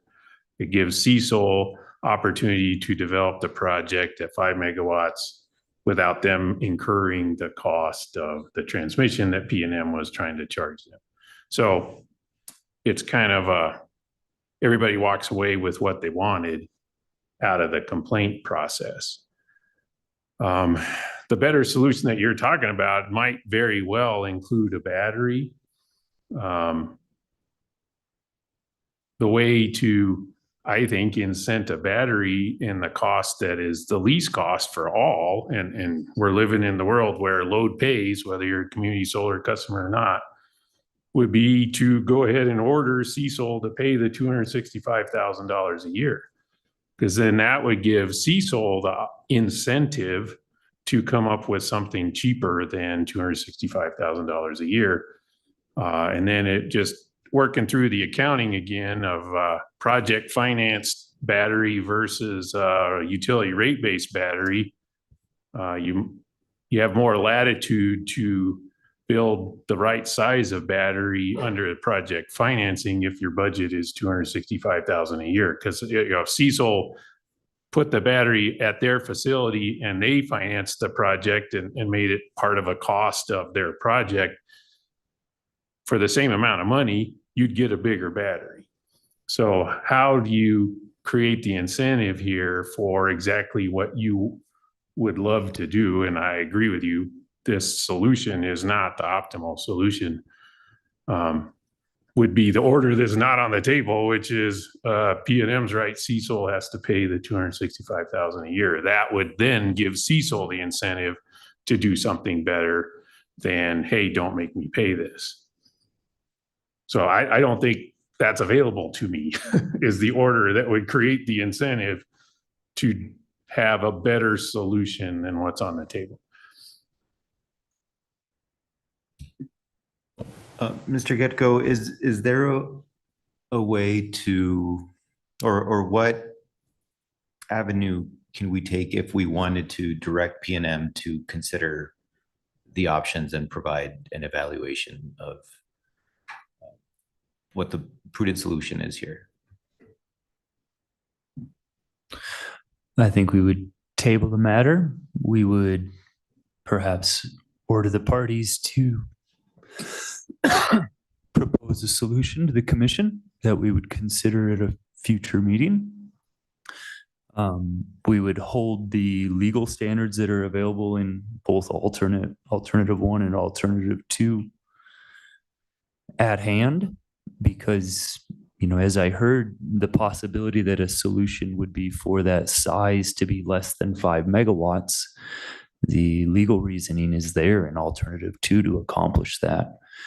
And so I think the first step would be to set a timeline for, or perhaps ask them, how much time do you need to give us an analysis of what the possible solutions are? And it's tabled and we revisit. Yeah, and the point I was making about that is this is a complaint. So it's PNM versus CSOL. The better solutions are PNM and CSOL working together to minimize the cost in the world where load pays. So how do you flip it from a complaint to a partnership? I don't know. I'd love to do that. And yeah. And so that leads me back to alternative 1. I mean, this is a complaint. We were asked a question, and that's what alternative 1 does, is it answers that legal question. And that's why I think the second alternative starts to go beyond the scope of the complaint. What I've been sitting here trying to work through in my head is, if alternative 1 is issued, is the door still open for a solution that allows the commission to have a say in the size of that project? And what my brain has been able to do while I've been listening isn't sufficient. And I would therefore request that it be tabled for at least until the next meeting, so that I can have some time to legally look at that if you are actually interested in that solution.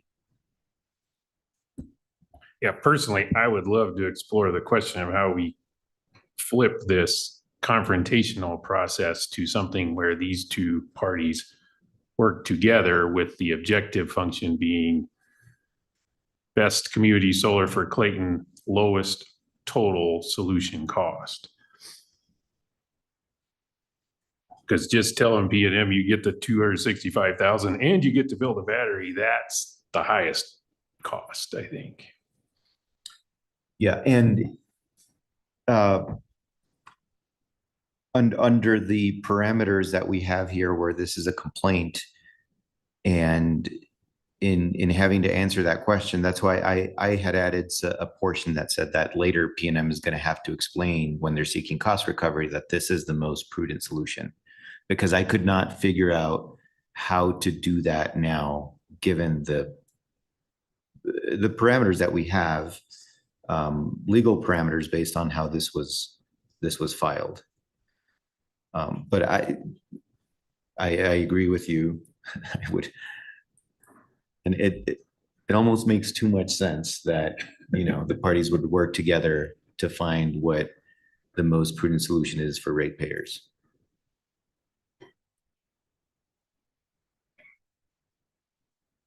I'm in favor of tabling this, especially because sounds like we have the time. It's not a statutory deadline on this.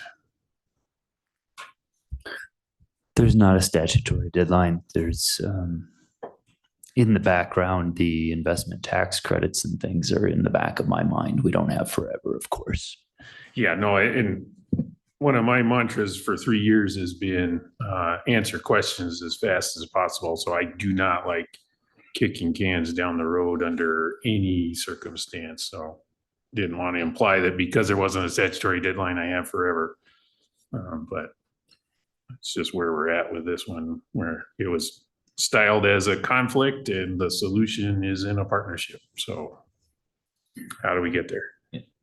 Yeah, and I agree with you, and this is the process that we have to deal with. I mean, prior to this, I did not know, what your opinions were about this case. And so you're all seeing our first conversation about this together, and yeah. So Commissioner Nybert, do you have any other discussion items? Well, you're concerned that we go beyond the request of the complaint. I feel we have a duty to render just and equitable results. And if in the process of just simply answering the complaint and coming up with a decision that you can not only answer the question, but come up with something that addresses our other obligations, including the subsidization issue, I think it's incumbent upon us to do so. We can't ignore our other duties just because a complaint requests, one issue to be addressed. We have to look at the whole thing, and we can't just look at one little silo. And so trying to address frankly, our overarching duties requires us to go beyond what the simple request in that complaint was, in my mind. So that's why the alternative order does so.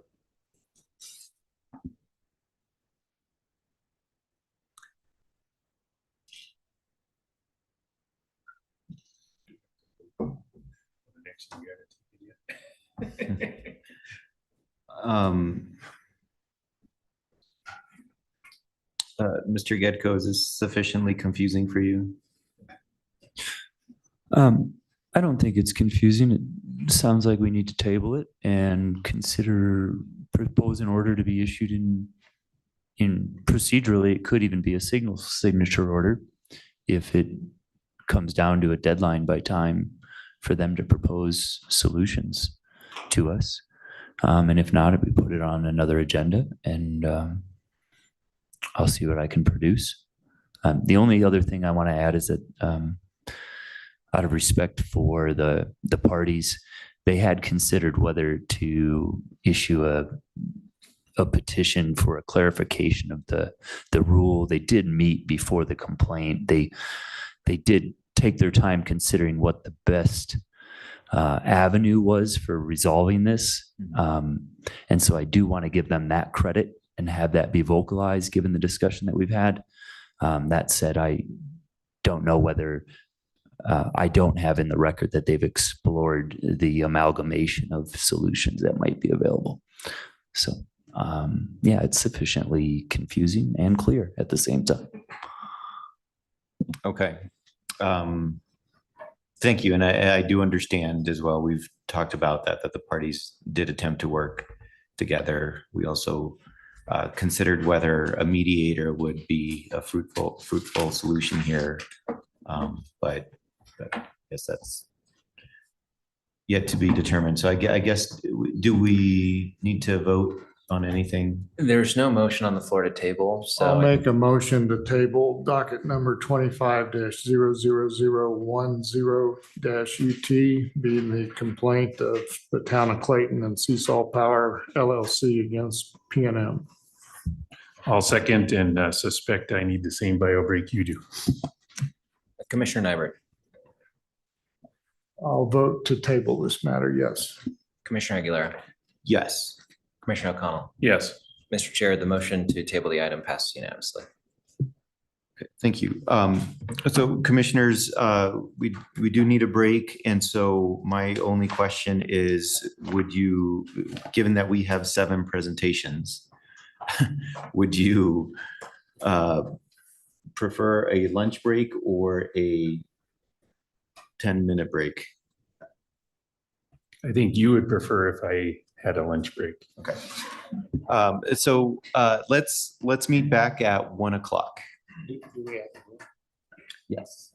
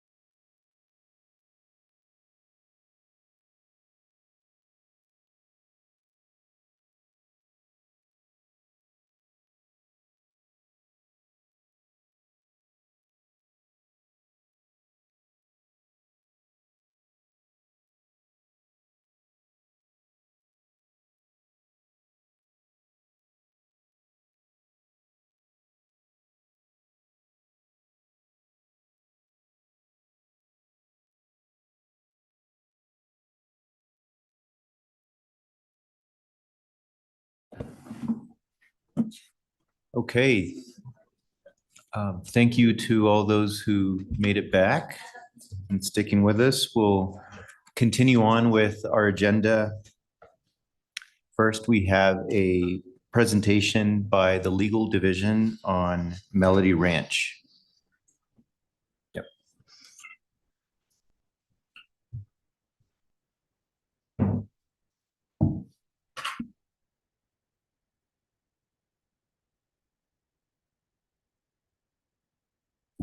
Afternoon, Commissioners. So here we go with our monthly Melody Ranch update. I'm happy to report that based on my recent communications with folks who are in the know regarding the water hauling operation, that everything is proceeding as it should.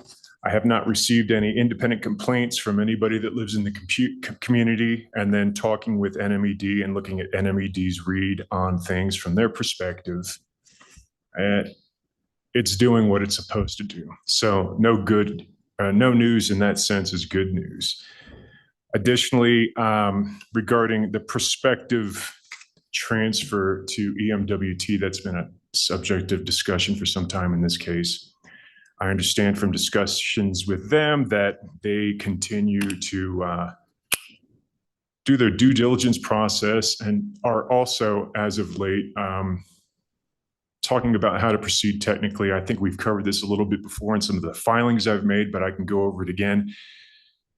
There is the primary concern that kicked all of this off was the sole well that provided the community with water failed over the summer. And so the first place to go in terms of forming a technical solution once it gets into others' hands would be to drill a new well. But in its review of the situation and discussion with other potential partners, and this has been discussed publicly at EMWT's commission meetings, they are also looking at connecting to the city of Moriarty water system, which would be a more expeditious way to tie the system into something that already exists. I understand that the distance from the eastern point of the water system to where it would connect up with Moriarty's water system is not that far, but this is all with the caveat that it's under development, it's under discussion, it's under consideration. And then eventually, if that's the path they go, then they would still pursue probably or likely another well as a backup so that you would have some redundancies built into the system going forward. But I am getting way ahead of myself since they are also considering how to structure this. You know, EMWT is a political subdivision.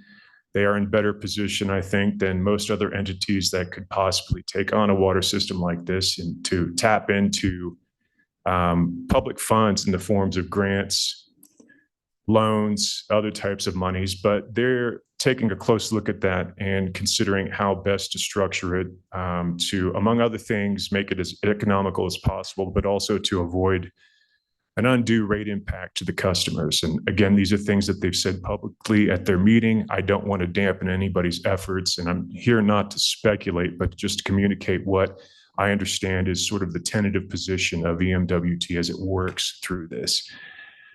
Additionally, NMED, as I said before, is on the ground.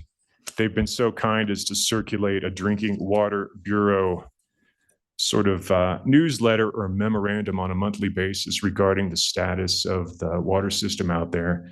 And in addition to being in the know in terms of what DHSEM is doing with the monies from the executive order, NMED's also got people on contract from the Rural Water Association there to do testing on the facilities on a regular basis to ensure that it is safe to drink. In addition to that, I didn't know how deep you wanted to get into anything else that's going on, because I'm sure you observed the goings on in case numbers 25, 54, 78, and 81. There's been some motion practices of late, but if you want me to get into that, I can. Otherwise, I think what's gone in those cases is pretty self-evident pursuant to the filings that have been made. Do you have any questions? Is there anything I'm missing? Anything else I can do to give you a better picture of what's going on? I appreciate the update. And I don't have any specific questions for you. Commissioners, do you have any?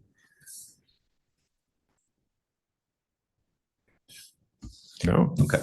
Well, thank you then for the presentation. I think that was a good level of detail. Appreciate it. Well, thank you very much, Mr. Chair. Commissioners, have a good afternoon.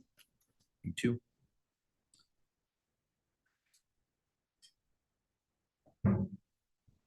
And then next on the agenda, we have a legislative update. I believe, okay, we have Ms. Jerry Mattis, and she is virtual to present the next item. Yes, good afternoon, Chair and Commissioners. I hope you're doing well today. The 2026 New Mexico legislative session is definitely underway and the pace has been moving quickly. As of yesterday, legislators have introduced 382 bills, along with 37 memorials and 14 resolutions, with the bill introduction deadline of February 4th fast approaching, and I can't wait. As the legislature is nearing the end of its, I would say, quasi-second week, because its opening day was Tuesday, PRC is beginning to see early bill introductions that could directly shape New Mexico's energy and technological future. Our staff have analyzed 14 bills as of today, covering a broad range of topics, including expanding PRC's regulations, our energy infrastructure within the state, wildfire risk and mitigation, broadband affordability, and also, excuse me, emerging technologies. Also, staff's working to flag the breadth of the subject matter for the Commission's awareness. Some of these proposals span not only electricity and gas, but telecommunications, renewables, and nuclear, as well as studies and some new oversight frameworks. And so, saving the best for last, our bill, HB 70, passed unanimously yesterday in the House Government Elections and Indian Affairs Committee, and it is headed to House Judiciary Committee. And with that, I will stand for questions. Well, thank you for those updates. Commissioners, do you have any questions or comments? Mr. Chair, just one question. Have we heard anything from House Judiciary? Chair, Commissioner Nybert, no, it has not been scheduled as of this afternoon. The schedule that is out on the website does not have a House Judiciary Committee listing as of today. Okay, I'll ask. Thanks. Yeah, I'll follow up and then I'll let you know. Okay.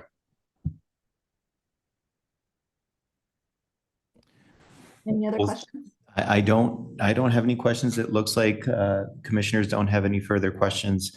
Thank you for the updates and the work that you're doing in the legislature to keep us apprised and keep our bill moving. So thank you. Thank you, Chair. Thank you, Commissioners. Okay, we'll move on to the discussion section of our agenda. We have a presentation first, and it is on the results of the Lodge feeder capacity study. Is that an online presentation? Yes. Okay, so we have, according to my agenda, we have Greg Levantis, Luis Rodriguez, Garcia, Miguel Heleno from Lawrence Berkeley National Labs, and Cindy Buck from PNM. I will turn it over to you all for the presentation. Thank you for being here.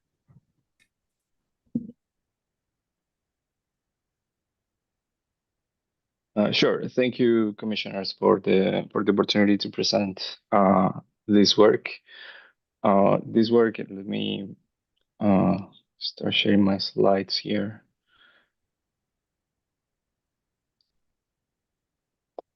This work that we're presenting here is part of a pilot of Lodge. Lodge is the tool that we're developing at Lawrence Berkeley National Lab. And this tool is basically a tool that we're developing with the purpose of supporting decisions relating to planning in distribution systems, and potentially also like helping evaluation of policy. My name is Luis Rodriguez Garcia. This is work that has been led by Miguel Heleno, who is also like present here. Miguel, will you have something to add before going with the presentation? No, I would like to thank the opportunity to speak here. This is just as we're going to be presenting just a summary of a long study we developed for more than a year in partnership with PNM.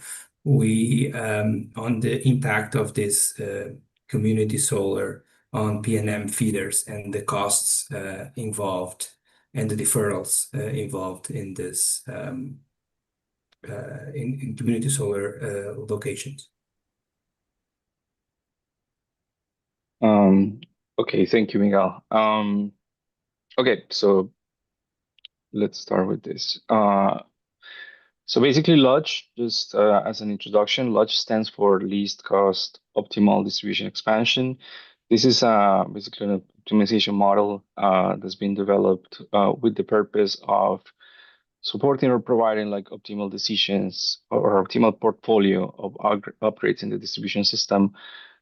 Basically, when we have a feeder, the one that we're showing, and then we want to assess what is the impact of having like different technologies to be added. In this case, for example, if we're considering interconnection of DRs, or if we're considering like electrification scenarios, we can use this model to evaluate what would be the investments that are needed for that purpose. Either like if there are any upgrades that are required in the system, basically to define like what will be the cost of allowing this integration into the network. Between the possibilities of the analysis that we consider here in terms of investments, it considers like adding voltage regulators in case like there are voltage issues in the network. We also have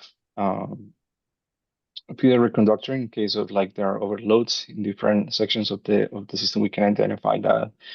And also support decisions related to transformer upgrades and other non-wire alternatives. In this case, we can consider like scenarios where we like if we know that there is a location where we want to like analyze, there is a place or there's a section in the system that where these technologies can be installed, so we can evaluate what is the impact of that and what would be the investments in that case to allow that integration. Or in other cases, for example, in the case of PV, we can also consider like different locations, and the method can also help like decide what will be the sizing for that.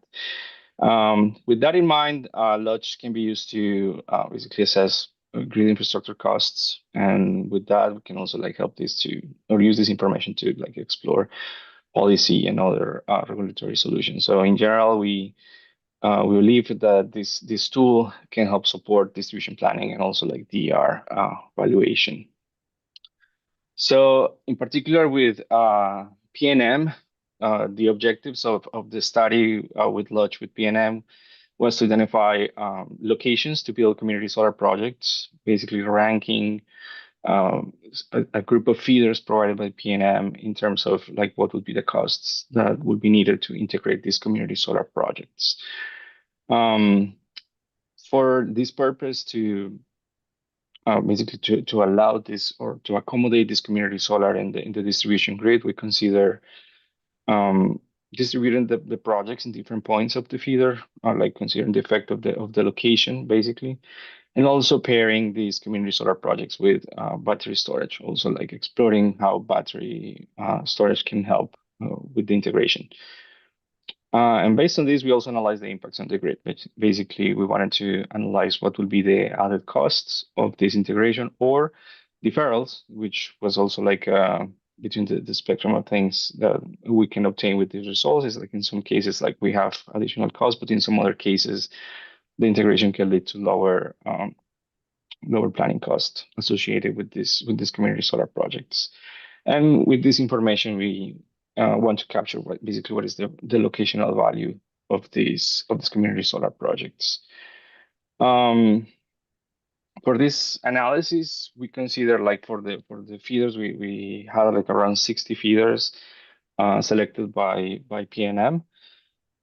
We have 3 target capacities for these feeders, like assuming that the community solar projects will have in total capacity of 3,000 kilowatt, 5,000 and 8,000 kilowatt. We consider here that there is a limitation on the size of the community solar project by itself by 5,000. So this has to do with the split that we do across the feeder. In terms of the location, we consider 2 potential locations, one at the intermediate location, and then another part that will be like at the end, basically like a split. In one case where the majority of the capacity is installed in the middle location, and then another type of scenarios where the majority of the capacity is installed at the end location.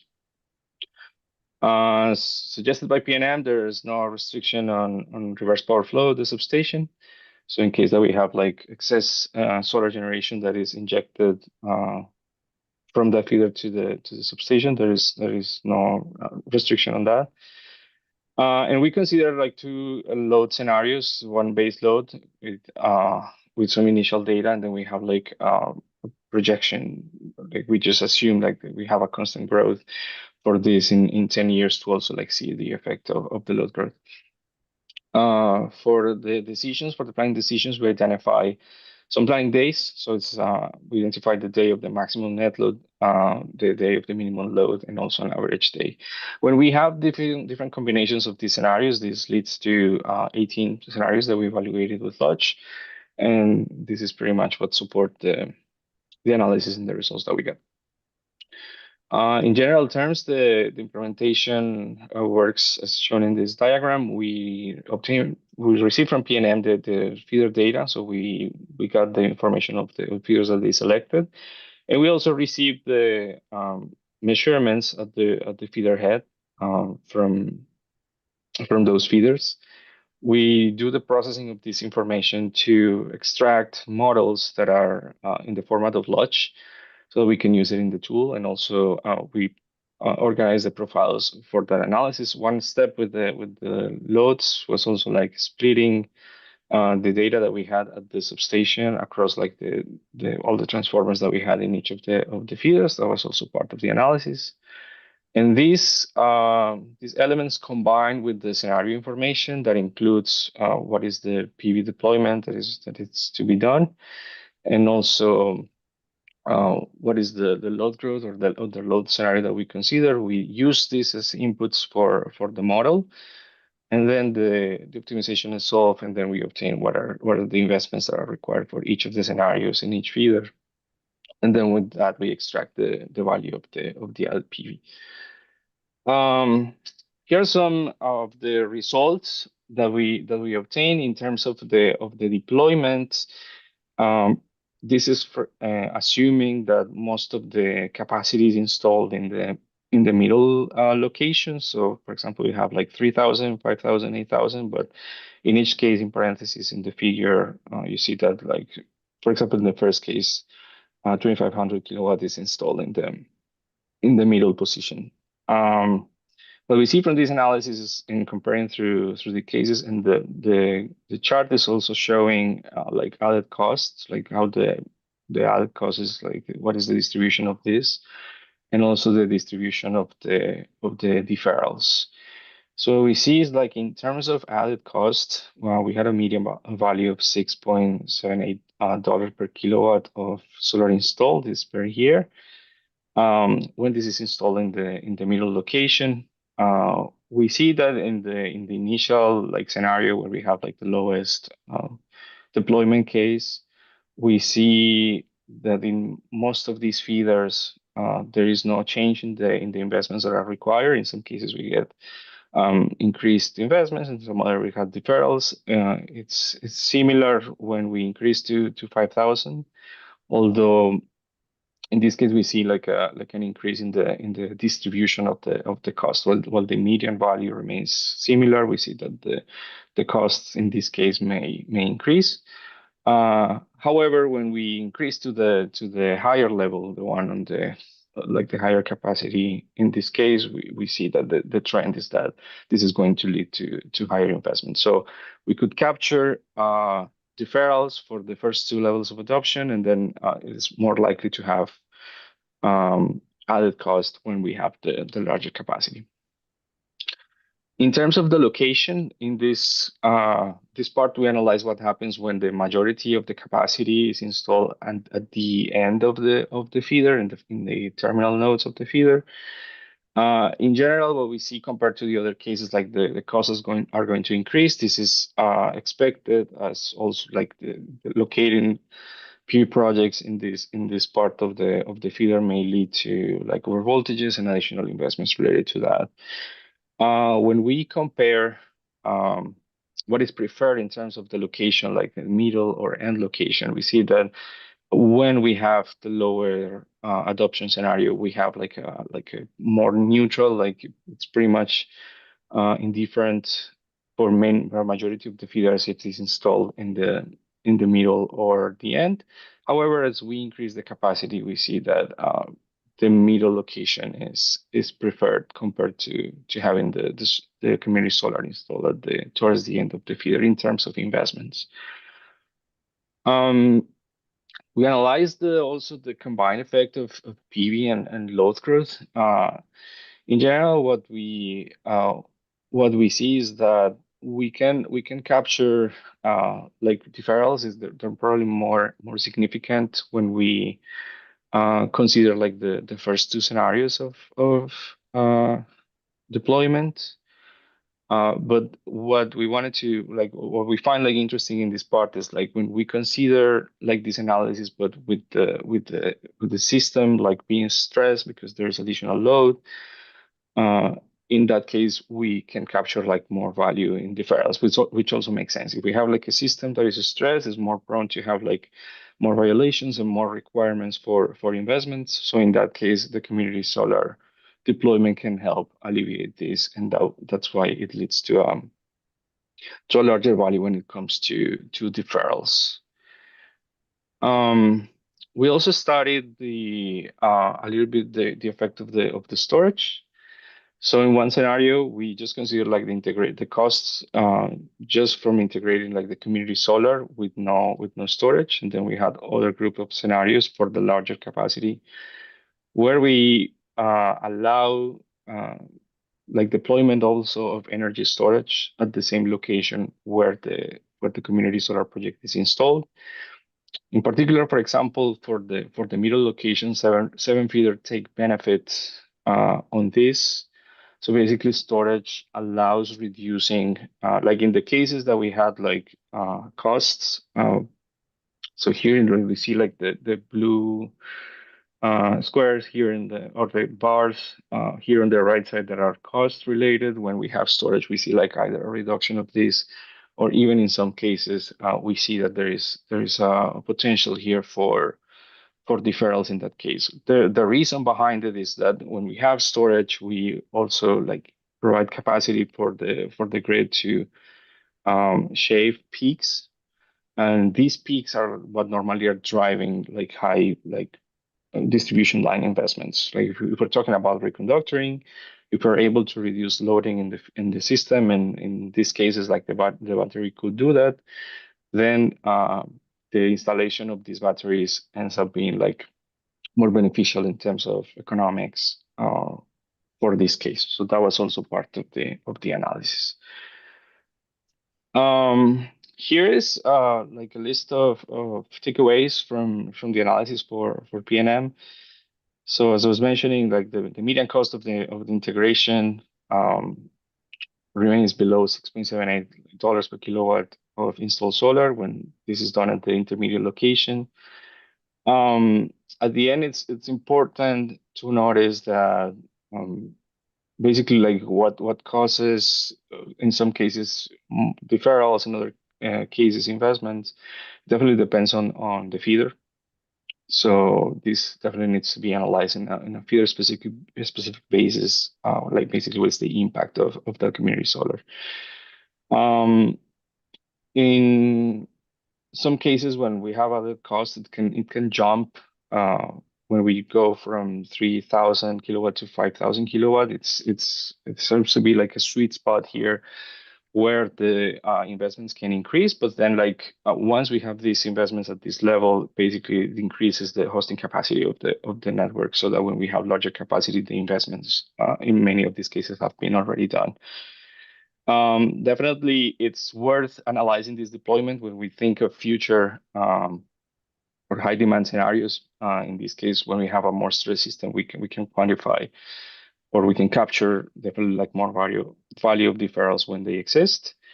And even in cases like, for example, talking specifically of the battery integration, in many cases we see a reduction of the cost. In some cases it goes to even like deferrals, but even when we still like have costs of investments even with batteries, we see that there is a reduction in this cost that can range between like 20 to 83%. It depends on the feeder.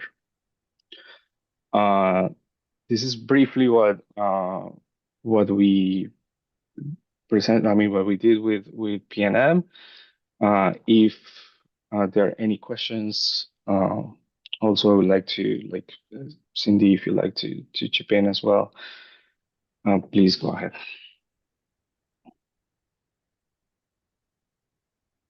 Yeah, can you guys hear me? Yes. Okay. Yeah. Good afternoon, everybody. Yeah, I want to say, thanks for letting us participate in this pilot program. We did learn some things from this pilot. We do think that this tool provides data that is consistent with our system impact and our hosting capacity studies that we have done with Synergy. Of course, this tool used our Synergy models and migrated them into an open DSS protocol to be able to run in the tool. But it did come out with data that was consistent. So in their overall ranking of, I think it was about 64 feeders that we provided. And we did try to provide feeders that were maybe in high economic development areas. We tried to look at things that were near state land because that was a request by Art that maybe there was some opportunities there. So I tried to pick a wide range of heavily loaded feeders, lightly loaded feeders, feeders that had a large amount of solar on them, and vice versa. Out of the ones that we did give them, we did see that the outcome of this tool was that the feeders that were ranked higher in the overall results were the feeders that were heavily loaded, and that means that they would have greater hosting capacity. So being able to use this tool to site additional solar in multiple locations could be useful. We can do that with Synergy and hosting capacity. It gives you a different perspective, right? It gives you like the maximum solar that could be connected to any one point on the feeder, whereas this looks at maybe providing 2 points of generation on the feeder and additional where batteries might be. The feeders that were ranked lowest in the overall results are feeders that we had that were heavily saturated with solar already, such as our Scenic 12 and our Horalis 12 feeders. Those were high in reverse power flow already and were included in our original list of feeders that were at solar saturation. I do want to clarify, they did say that we didn't have a reverse power flow limit. We do. We do allow reverse power flow, but the substation transformer is what would limit that. And so that would be one item that we would want to look at in more detail. We do see that the lodge results show investments increase with generation at the end of feeders. And that is where we have the smallest conductors typically on our system. And so if you put generation out there, you're going to have higher costs for investments. Having generation in the middle of the feeder places generation nearer to the load. And so that makes system investments cost less as well. So in those regards, we We think the results are consistent with what we see today in our system impact studies. We do think that the tool appears that it could help locate where battery storage would be most beneficial. It might help with determining our future distributed battery locations as we come to determine that that would be the next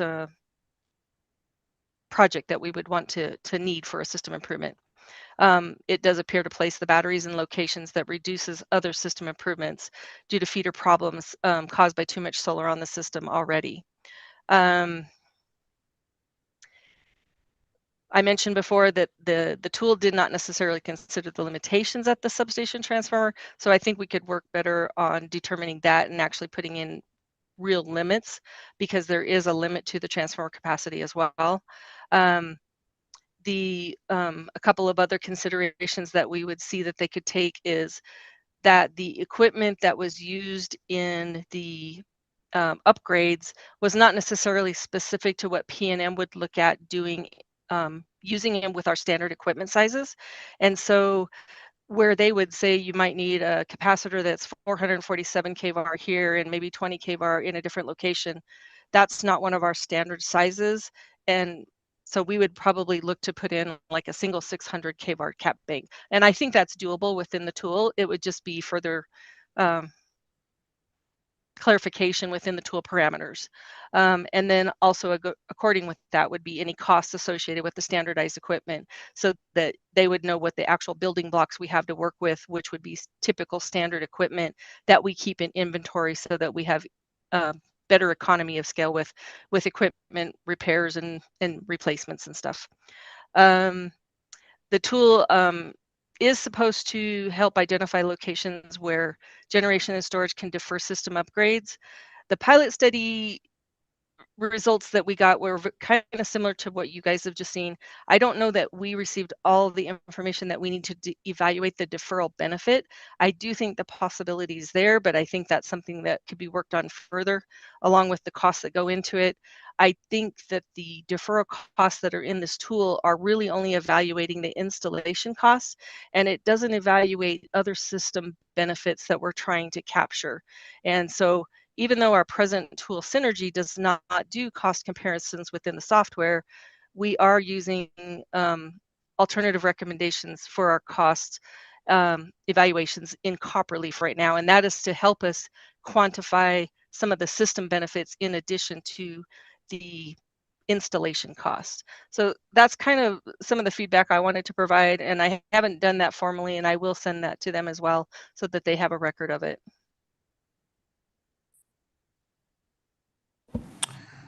Well, thank you for the presentation. Thank you, Luis and Cindy, for that. I do have a, excuse me, clarifying question with respect to the limitations on reverse power flow.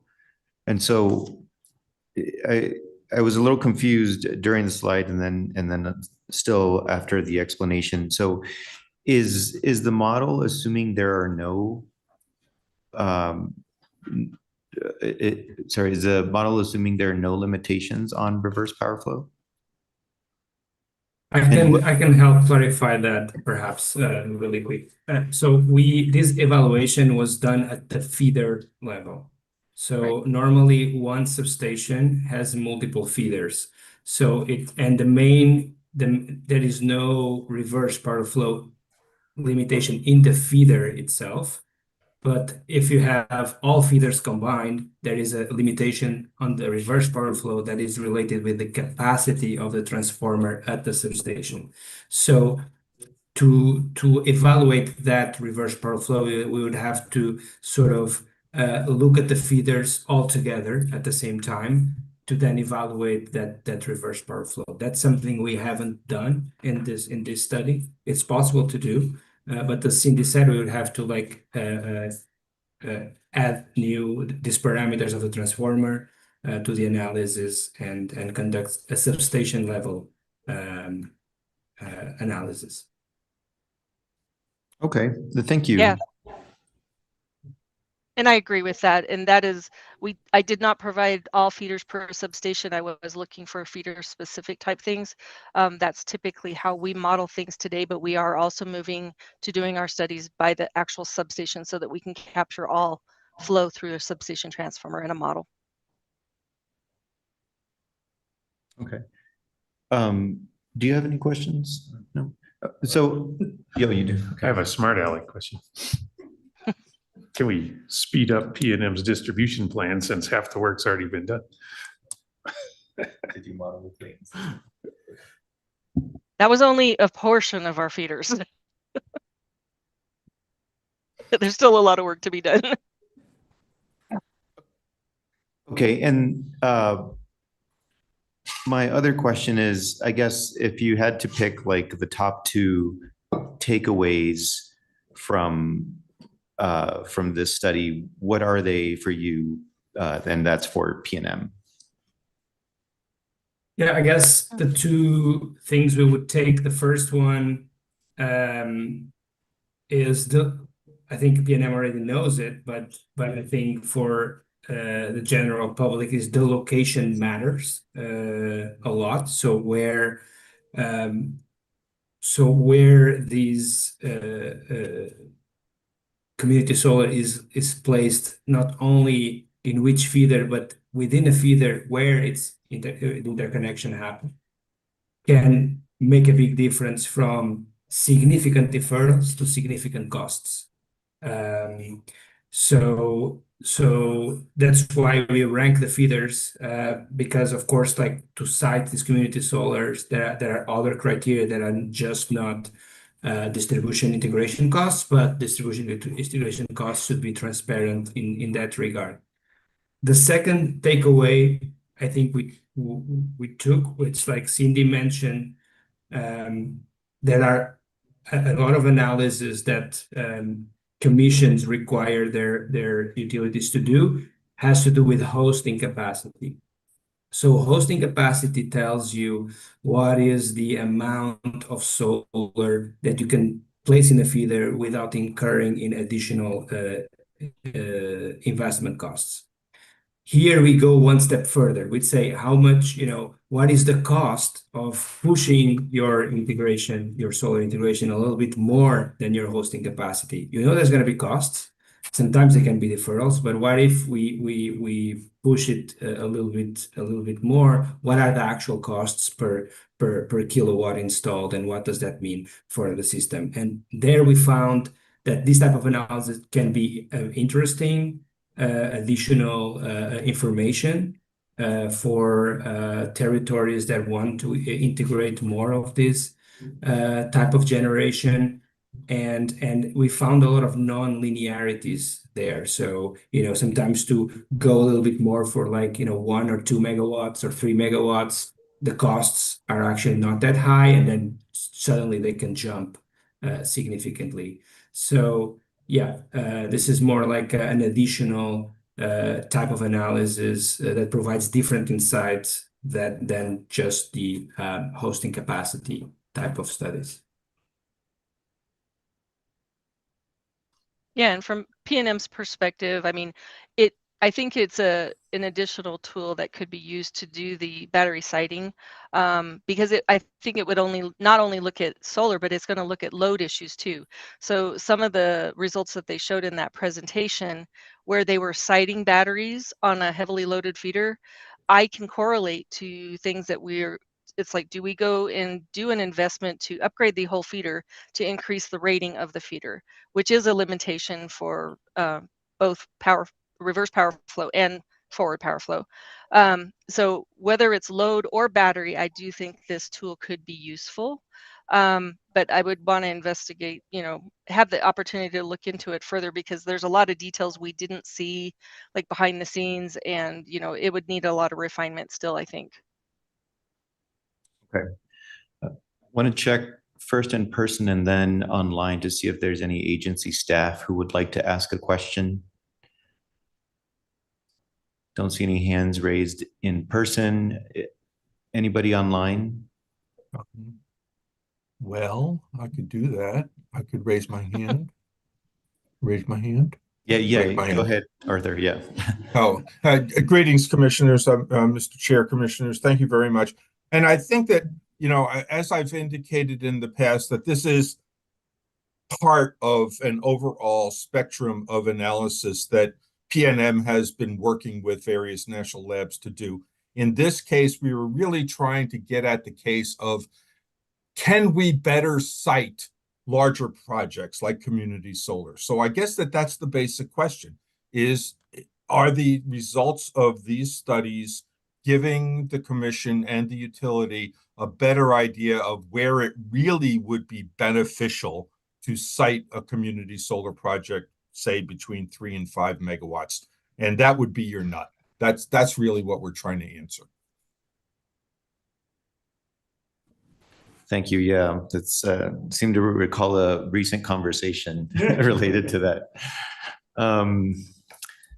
Okay, well, thank you. I don't think we have any more questions up here, and so really appreciate the analysis and the presentation. And thank you. If there are no final comments, I'm not seeing any, we'll go ahead and move on to our next presentation. Thank you. Thank you so much. Thank you.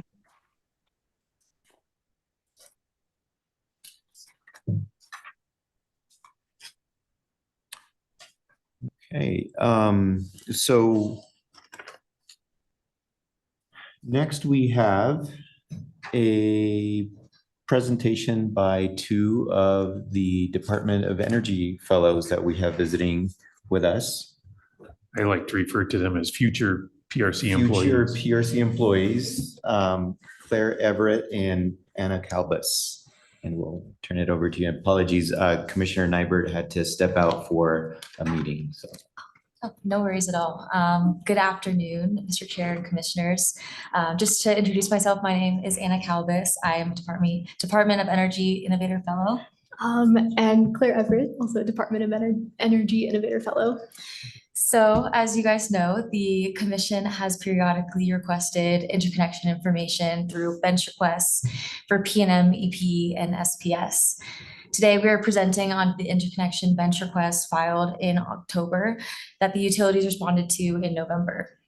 The central goal of the interconnection bench request is to update the Commission on community solar interconnection. However, we will be presenting on all interconnection requests as stated under the Rule 568, which includes projects under 10 megawatts. Okay, and just a quick note, for 2025 interconnection data, we only have the information from January 1st until October 31st, 2025. So any references to 2025 only include those first 10 months. And then also just to preface the presentation with 2 of the main trends that we've identified and would like to point everyone's attention to before we get started. So the total number of interconnection applications over the past few years has been declining, while simultaneously the total capacity associated with these applications has been increasing. And then the second trend we'd like to point out is that we expect to see the total amount of interconnection applications and capacity increase for 2025 once we receive the final 2 months of data. Awesome. So just diving into some overarching trends that we observed as you're reading through the filings. So the total capacity requested for 2024 and through October 31st of 2025 was 1,221 megawatts. And in 2024, there were 5,471 applications filed. And in 2025, there were 4,211. And cumulatively, from 2019 to October 31st of 2025, we received 54,305. Now, it is important to note that most of the applications that we received are rooftop solar, largely residential rooftop solar applications, even though this presentation does focus mostly on community solar. We received 96% of our interconnection applications were residential rooftop solar. And we know this because we're mostly making an estimation that they were residential rooftop solar because they were all under 25 kilowatts.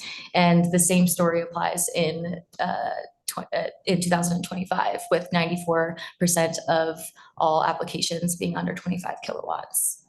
And finally, each utility had a number of projects that have reached the final stage of completion. And this means that they are about to go online. PNM had 1,055, SPS had 17, and EPE had 143.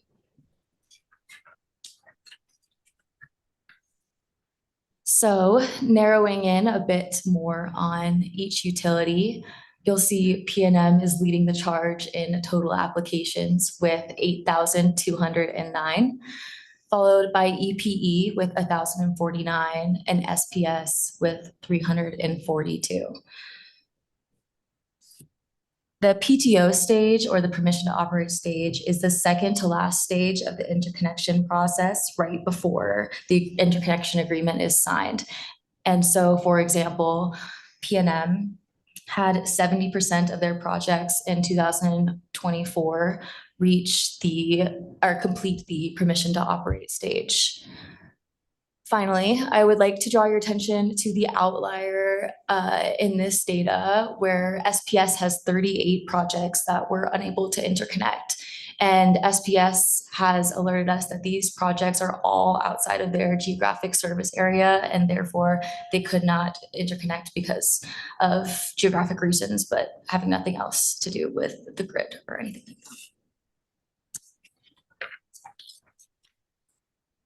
Okay, and then turning to the total interconnection applications from 2019 to 2025. So we can see that in 2022, there was a significant peak in the total interconnection applications. In 2022, the Inflation Reduction Act extended the investment tax credits for renewable energy projects. And this is primarily why we see this peak in interconnection applications during that year. And then following 2022, for the next 3 years, we can see a pretty gradual decline in total interconnection applications. There are a few compounding reasons that we've identified that could be contributing to this. For one, in 2024, in a report to the legislature, all 3 utilities reported equipment supply chain issues and have pointed to this as part of the reason for interconnection delays. Another potential reason that we identified for this decline is that there have been changes in tax credit policies, largely from the One Big Beautiful Bill Act. And then one last thing that I'd like to point out on this slide, for 2025, we do expect to see the number of total interconnection applications even out with the number in 2024, or potentially even surpass the number of applications in 2024 once we get the remainder of the data for the last 2 months of 2025. Okay, and then turning a little bit more to the 2024 interconnection data, looking first at the chart on the left, we can see that, as Anna mentioned earlier, there was a total number of interconnection applications of 5,471, and overwhelming majority of these came from projects that fell between 0 and 25 kilowatts. So again, mainly rooftop solar, residential rooftop solar. And then turning to the chart on the right, the total capacity for these interconnection applications in 2024 totaled 578 megawatts. And the majority of the total capacity is coming from projects that fall between 1 and 10 megawatts. So this also encapsulates community solar. Okay, and then in 2025, with the interconnection data, we see essentially the same story. A majority of the applications coming from the rooftop solar, and the majority of the capacity coming from the slightly larger projects between 1 and 10 megawatts. And so far in 2025, there are less interconnection applications than in 2024. But again, we expect that data to change a bit as we get those final 2 months of information. It is interesting to note that there is already 643 megawatts of capacity in 2025. This already outpaces the total capacity from 2024 applications. And then about 601 of those megawatts is coming from projects between 1 and 10 megawatts. And we know that 200 of those megawatts is coming from community solar projects.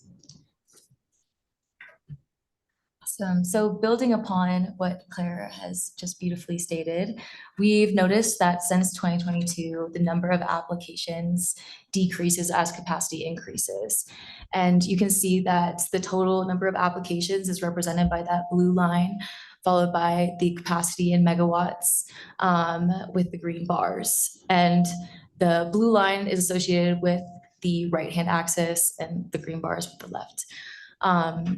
You'll also notice that in 2021, we received a lot of applications and associated capacity.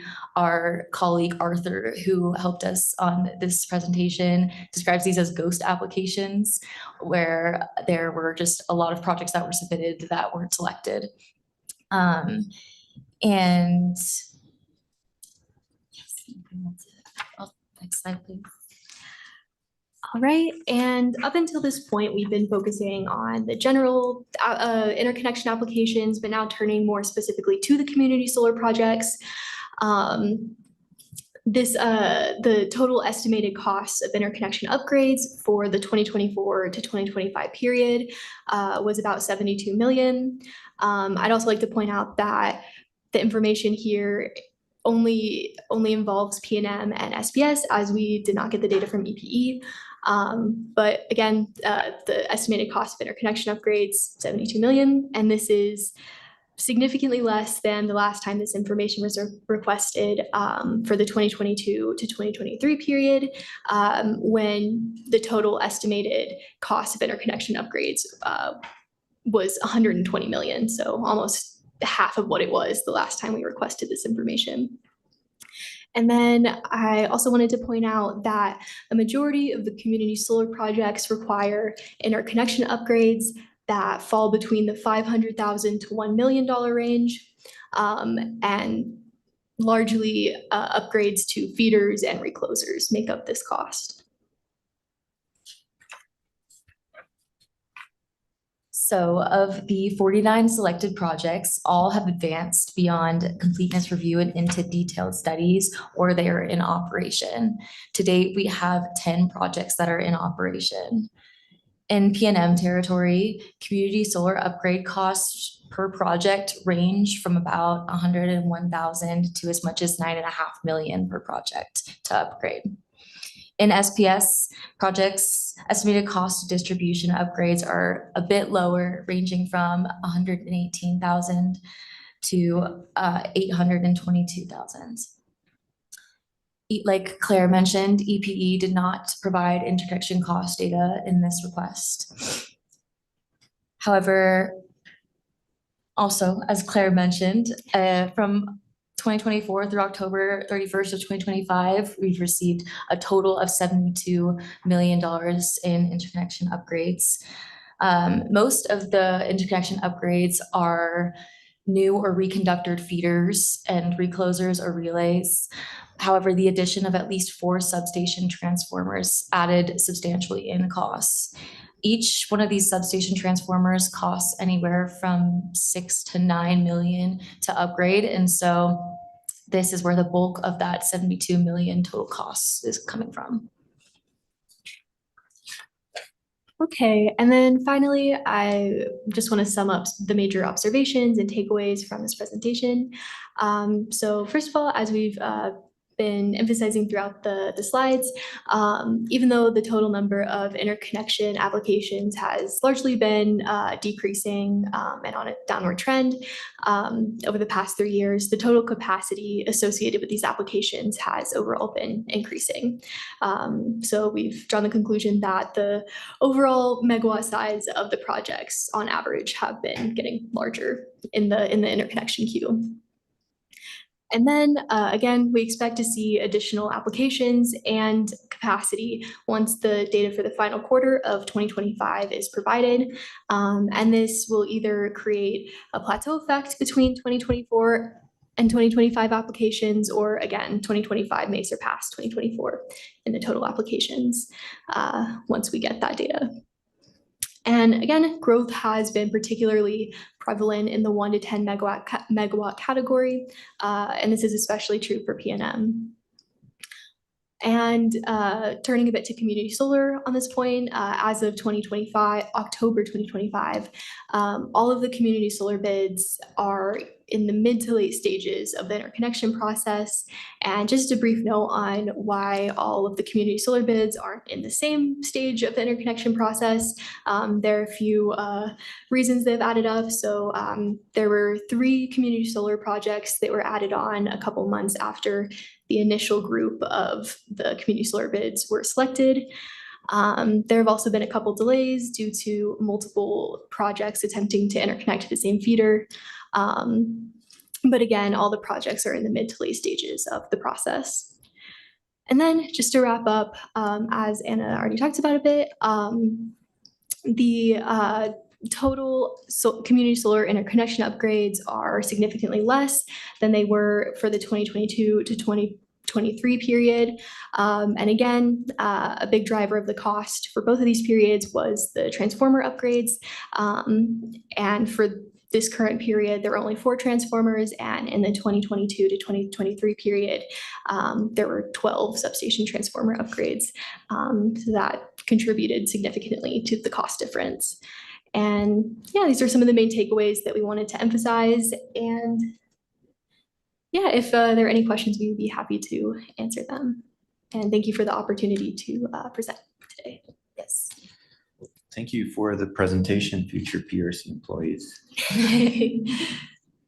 So can we go to slide 7? So this is the one that's talking about the number of applications and I think the size of each one of those applications getting larger. I'm wondering if community solar interconnection requests have to do with this, because you're getting, maybe before that, you're getting a lot of rooftop solar, and then you're getting larger community solar projects. Yes, that's exactly correct. One of the drivers for this growth is the fact that we're getting larger projects, largely due to that 1 to 10 megawatt range in project. We're receiving more projects in that 1 to 10 megawatt range. And so that's why we're seeing capacity increase. Questions? Just curious, did EPE explain why they didn't respond the same way PNM or SPS did? We did not have an explanation for that. Yeah, we just ended up with the PNM and SPS data, and we didn't get an explanation for the lack of EPE data.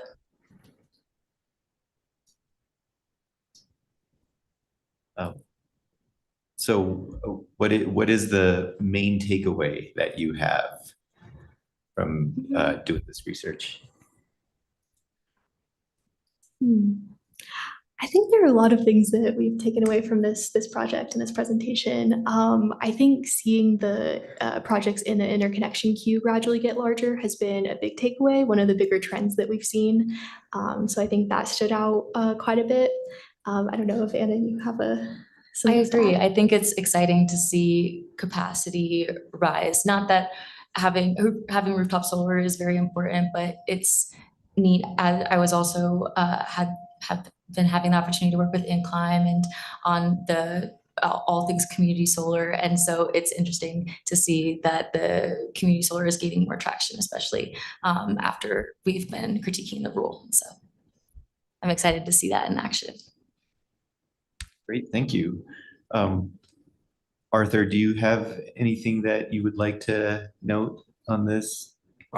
Thank you, Commissioner. I appreciate the opportunity, and thanks to Anna and Claire on this. And while I kind of helped them how to think about this. What you're hearing is how they think about this, and I really appreciate that.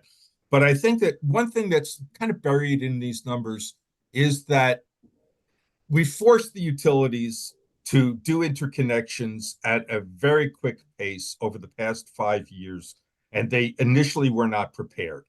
And so we had a lot of instances where there were great delays. I think that you've seen that clogging of the interconnection queue evaporate now. And one of the numbers that you look at is how many projects are unable to connect at the location where they've been identified. And those numbers have dropped significantly compared to 2019 when we first started doing this. So I would point that out as a major finding within these numbers, if it's not totally explicit. And this probably will be the last time that we need to resort to a bench order to get this data. The utilities, since the passage of the interconnection rule, do have biannual reporting requirements. It's been a little shaky for the first 2 years. We didn't get complete reports in 24 and 25. I believe we have all of PNM's filings, but not the other utilities. So we have put in a request to our new compliance officer to get with the utilities and find out why they didn't file these. And if they did file these, where did they go? Because that's always been a mystery. But that's all I can see. Thank you very much.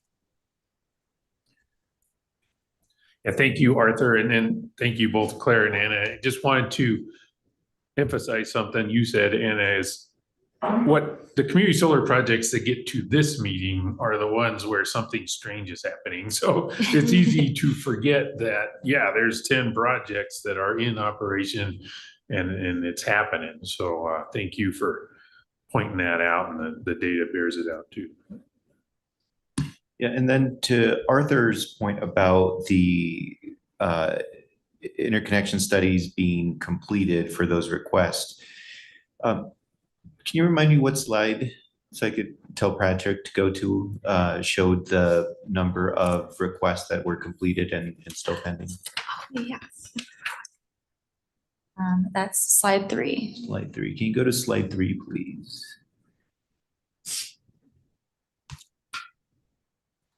Yeah, and I think you're right, Arthur, that this shows that applications are being processed.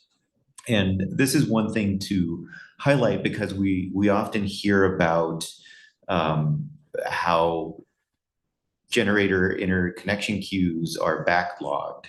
And so just want to highlight the distinction between connecting to the distribution system and connecting to the transmission system. Connecting to the transmission system still takes a really, really, really long time. And that's also want to highlight that's not jurisdictional to us. So, well, thank you so much for the presentation. I hope this was helpful for you. It was helpful for me. Appreciate the information. Thank you. Thank you for giving us the opportunity to present.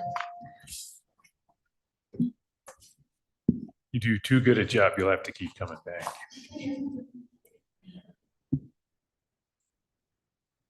So next we have a presentation that will be handled by Ms. Miranda Mascareñas.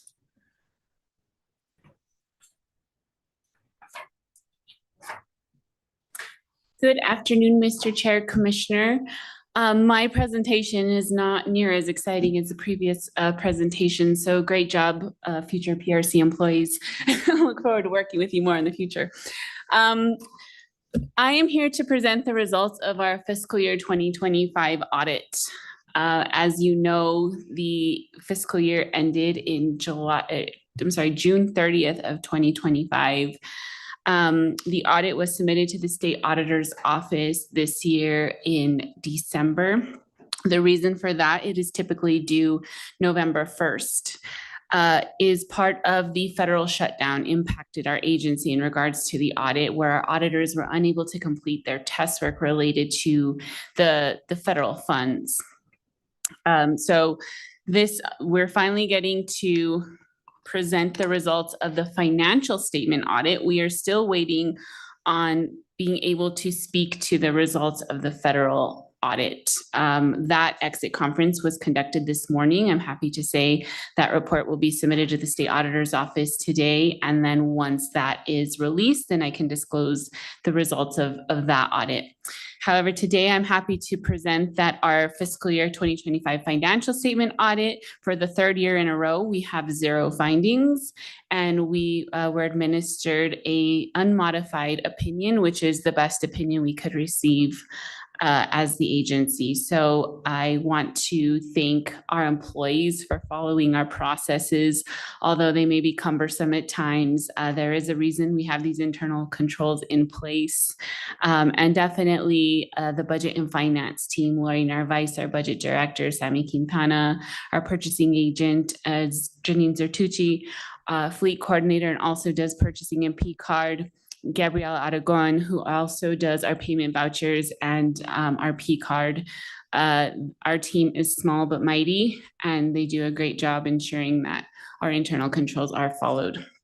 There are no significant changes this year in the numbers. You will notice if you looked closely at the numbers, we did remove the Bochum building lease, which that did come off this fiscal year. And then this next fiscal year, we will see the lease related to the Albuquerque space get added onto our financials, which will show a liability in next fiscal year's financial statements. But other than that, everything numbers are fairly similar to prior years. And with that, I will stand for any questions. Well, thank you and your team on those financial results. Do you have any questions, Commissioner O'Connell? Well, thank you for explaining why we're a little slower than last year. I just assumed it was the chair's fault, but apparently not. And then actually, no, I mean, you pointed out the heroic efforts of your team. Thank you for doing that. And then it's really every single one of us has to then cooperate with your team and follow the rules in order to get findings like this. And then, you pointed out the Bochum building lease came off. Well, that's an understatement of what that really meant. There was lots of moving and lots of things changing. And whenever you're doing things different, then that's the opportunity to make mistakes. So I would say congratulations, Chair. This year was an even better accomplishment because it was third in a row, and it wasn't an easy year. So thank you all. I mean, I know how little the chair actually has to do with this, so that's why I'm making that joke. But and then you get to know things, but you can't tell anybody, right? That's the only thing that comes with it. But. All right. Well, so that we don't risk me saying anything that I shouldn't say, let's go ahead and just end this presentation. Thank you.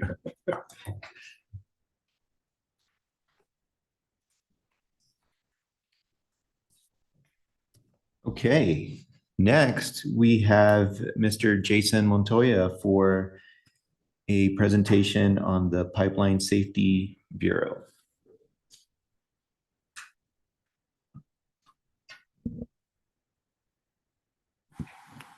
Good afternoon. Let me get situated here.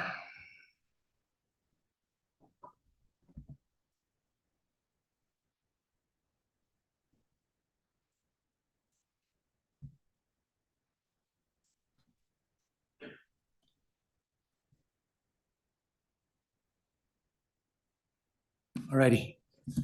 Well, thank you for taking a lunch break. There's one thing that I have learned during my career as a state employee, and I was talking to Commissioner O'Connell, is I do not want to be speaking in front of our leadership when they're hangry. So going once, almost second to last, I think, on the agenda. Thank you for taking that break. But this first slide is just a snapshot to share with Commission and the audience that where we stand at the beginning of calendar year 2026.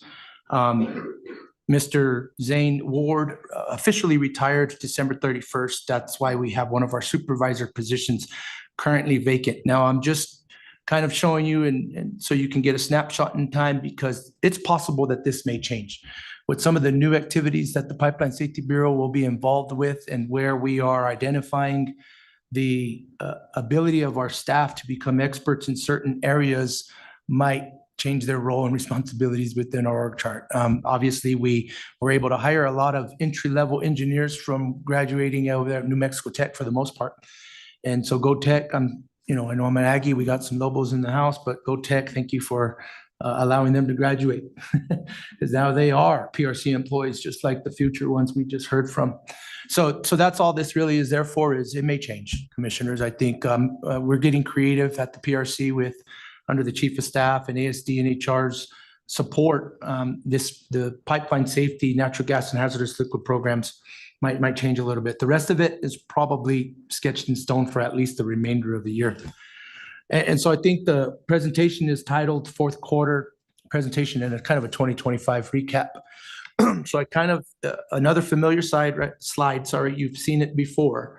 What I am excited to announce is we had 0 reportable incidents and accidents the third and fourth quarter of 2025. So those two really came early in the year, required a little bit of an investigation. And so applaud the industry because those have thresholds that need to be met before they become reportable to the state and feds. And so somebody somewhere is doing something right, I'm sure. If not, we will find it during our inspections this year. As you know, we had unfortunately, a record-setting year in the excavation damages that have been reported. And I have an asterisk there because it is what's being reported. It's still possible that some of the out-of-state contractors that are moving into New Mexico aren't familiar with what the statutes and rules require of them. And so we have been extremely busy, which is the next row below it, in training and conducting outreach days, just educating stakeholders on what our expectations are. Report everything at fault or not. We are the entity that is required to determine the violations and ensure compliance. So 3,232 is a lot. I mean, every single one of those had to be investigated by our staff. So it was busy. And we started 2026 with busy. I think I've shared with you before, everybody asks, are you busy? We stay busy, and then we get busier, and we just stay busy. We don't ever go below that threshold. So it is what it is. It's part of the territory. I anticipate that the online class attendance is going to increase. 81 of the 130 shows you that we are getting into those number of offenses that requires mandatory training as an enforcement item rather than a civil penalty or some other monetary assessment. We are trying to be proactive in educating to prevent recurrence and then enforcing through, as you know, you're familiar with the rule that is also before you. So that's our due process, right? So I can pause here. One takeaway that I do want to recognize, I announced this at the December 19th all hands meeting, is we accomplished all of the obligations for our grants. We are currently working on those end of the year progress reports and the end of the year payment requests, which are due towards the latter part of February, a little earlier than the norm. I know you heard Miranda talk about the federal shutdown. Thankfully, it hasn't impacted us. The federal pipeline safety program has been employed. They've continued to deploy to federally reportable incidents that are under their jurisdiction and conduct audits for interstate pipelines. As you know, we're an intrastate agent. So that is under their authority, and they're still active and engaged. So I'll pause here. If any questions on it, if not, I just have one last slide. Okay. Here's what you can anticipate. Sorry, go ahead. Well, I was just going to say that the fiber installers have reached my neighborhood and then just remembering how that's been rolling out, the fact that they're still out there working and we're not hearing about it suggests to me that everything that the team and our team helped with that team did hopefully has made a difference. So we're getting fiber installed, and maybe you're seeing it in the data, but I'm not seeing it in the media and other places. Yeah, Mr. Chairman, Commissioner, if I may, I don't have the data to present before you in today's presentation. I can definitely get you whatever you need, but the city of Albuquerque actually implemented a 2-week moratorium during the holidays. So it got really quiet. And that's probably why you didn't see a lot of the excavation activity then, but now they're ramping up. And so that's why I said we just started where we ended. That explains why they're working on the weekend. huh? Yeah, they're working on nights and weekends. There's also a rule that the city of Albuquerque adopted that they're not supposed to be working in the right of way of residential communities after 5 p.m. on weekdays and no Sunday work. So we're trying to decrease and minimize the distractions and inconvenience to the residential communities. Also, the perk that the PSB was involved with is a mandatory wide area process. And so we now are holding the general contractors accountable to manage their subs. We don't just have the wild, wild west out there anymore. We now know who's working for who. They're required to have badges on behalf of that fiber company. So when we show up, we can align it with the permits that the city has issued, with the fiber mapping to ensure that that is the company that is supposed to be putting in that facility. So yeah, there's been a lot of work. There's been a lot of good experience learned from this too. I mean, as the state of New Mexico, I'm guessing several other states that are experiencing this are going to start to reach out. What did you guys do different? Well, we started enforcing people. So what to anticipate at the beginning, of course, it's a work in progress, but we have identified a total of 84 inspections. That is a lot of inspections on the pipeline safety side. 27 of those are standard comprehensive audits, which are a minimum of about 5 days. Well, you've heard me talk about gathering a lot in 2025. This is the year where we start to go do that hand holding. And we have 13 of those gathering operators on schedule to pay them a visit. We're hoping we're going to learn from them, and obviously they're going to learn from us. And along that, the hazardous liquid program is a little bit, or a lot of bit, should I say, smaller than our gas program. And we only have 19, but we are going to be busy. There's going to be a lot of travel throughout the state. As you know, we have a minimum number of lead inspectors, individuals that have been deemed qualified by the federal training program. And so there probably will be 3 or 4 individuals participating in these, because we have to meet that 727 field inspection person day obligation. That is a grant component that, you know, we've struggled historically because of the resources, but I just explained to you that we met it in the last couple of years. So that 3-year mark on the audit, 2-year marks for us meeting these, some good stuff going on here at the agency.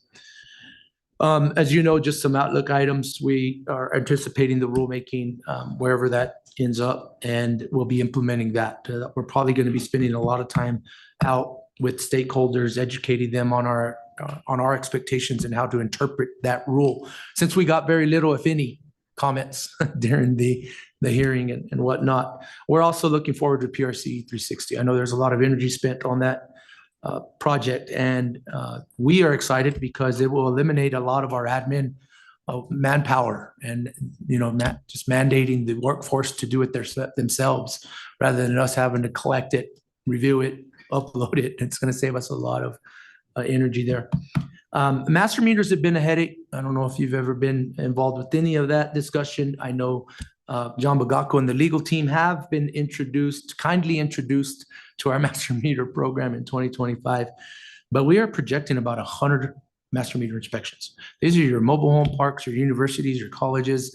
We are now identifying that some of the labs fall under our jurisdiction, because as soon as they contract out the operation and maintenance of a gas facility, it becomes jurisdictional. If they hired internal technicians to do the work, we wouldn't have jurisdiction, just like sovereign nations. So that's going to be interesting. I don't even know how we're going to get cleared to access the labs.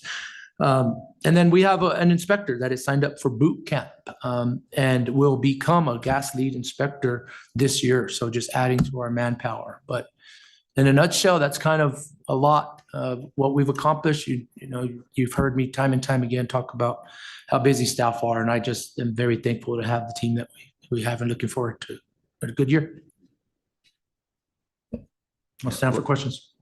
I don't have any questions, but just again want to express my gratitude to you and your team for the work that you do, and to you for managing an excellent group. Thank you. Thank you. Okay. I will end the conversation before we get in trouble, right? So- Yeah. Thank you. All right. And next we have our Consumer Relations Division to present.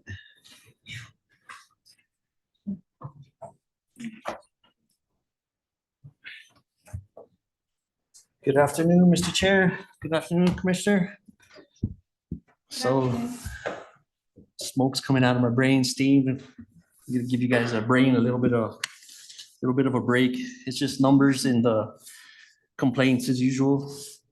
So just wanted to open up with our complaint summary. Patrick, please. Thank you, sir. So complaint summary for this fourth quarter is a total of 95 complaints, which is down almost 60 from 150 to 95 this quarter.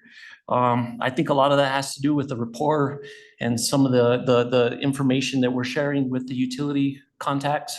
We're going back and forth, sharing information on both sides and kind of staying in with a good rapport with their executive contacts. And of course, they're doing the same with us. So anytime they have any questions or any concerns or anything on any cases, they're more than welcome to go ahead and contact one of our staff and we'll try to assist them through that. So I think that's kind of keeping a lot of those complaints from going to the informal process. And so we take pretty good pride in trying to do that and keeping that rapport with them.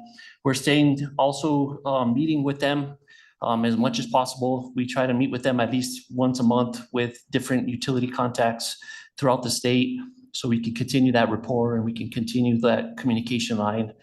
So we do pretty good with that. And of course, they're very helpful on anything that we request from our end. So they're very cooperative and they do exactly what we're hoping they would do in trying to get these resolved. We have 34 of those complaints were telecom complaints. We've been getting a lot of those telecom complaints coming through our agency regarding outages. And if you go to the next page, we could go to the next page in a second. Or thank you, appreciate it, Patrick. So 34 of those telecom complaints are due to outages that we've been experiencing throughout the state. So when we do get the complaint in our system, it's usually when the customer has been without service already for a week or two. So what we try to do is we try to expedite those complaints through our process, of course, and send them up to the utility for them to hopefully expedite a review and response back to us. So that way we can get the customer back up and running. And as you know, these days without internet, it's horrible, 1 or 2 days. And so some of these customers are out 1 or 2 weeks without internet or telephone. So we try to get those expedited through our system and try to get them up and running as soon as possible. 46 of those total 95 complaints are electric utility complaints, with 3 of those being solar related. I'm sorry, I'm jumping back and forth, Patrick. I appreciate your help. So 46 electric utility complaints, and let's see how much of those. Out of those 46 complaints, 3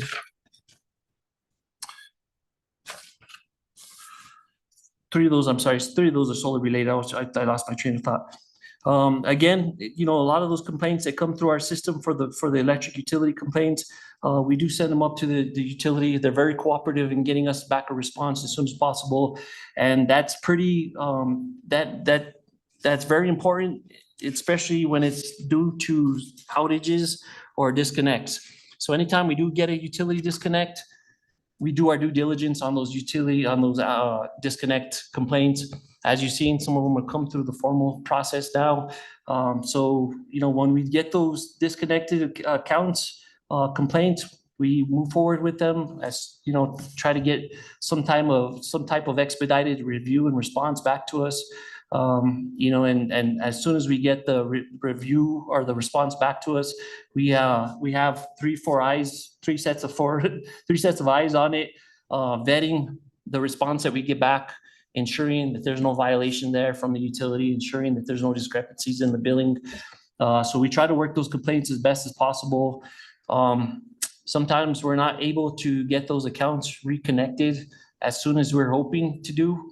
just because it lays on the customer's side of responsibility to get those accounts set up and reconnected.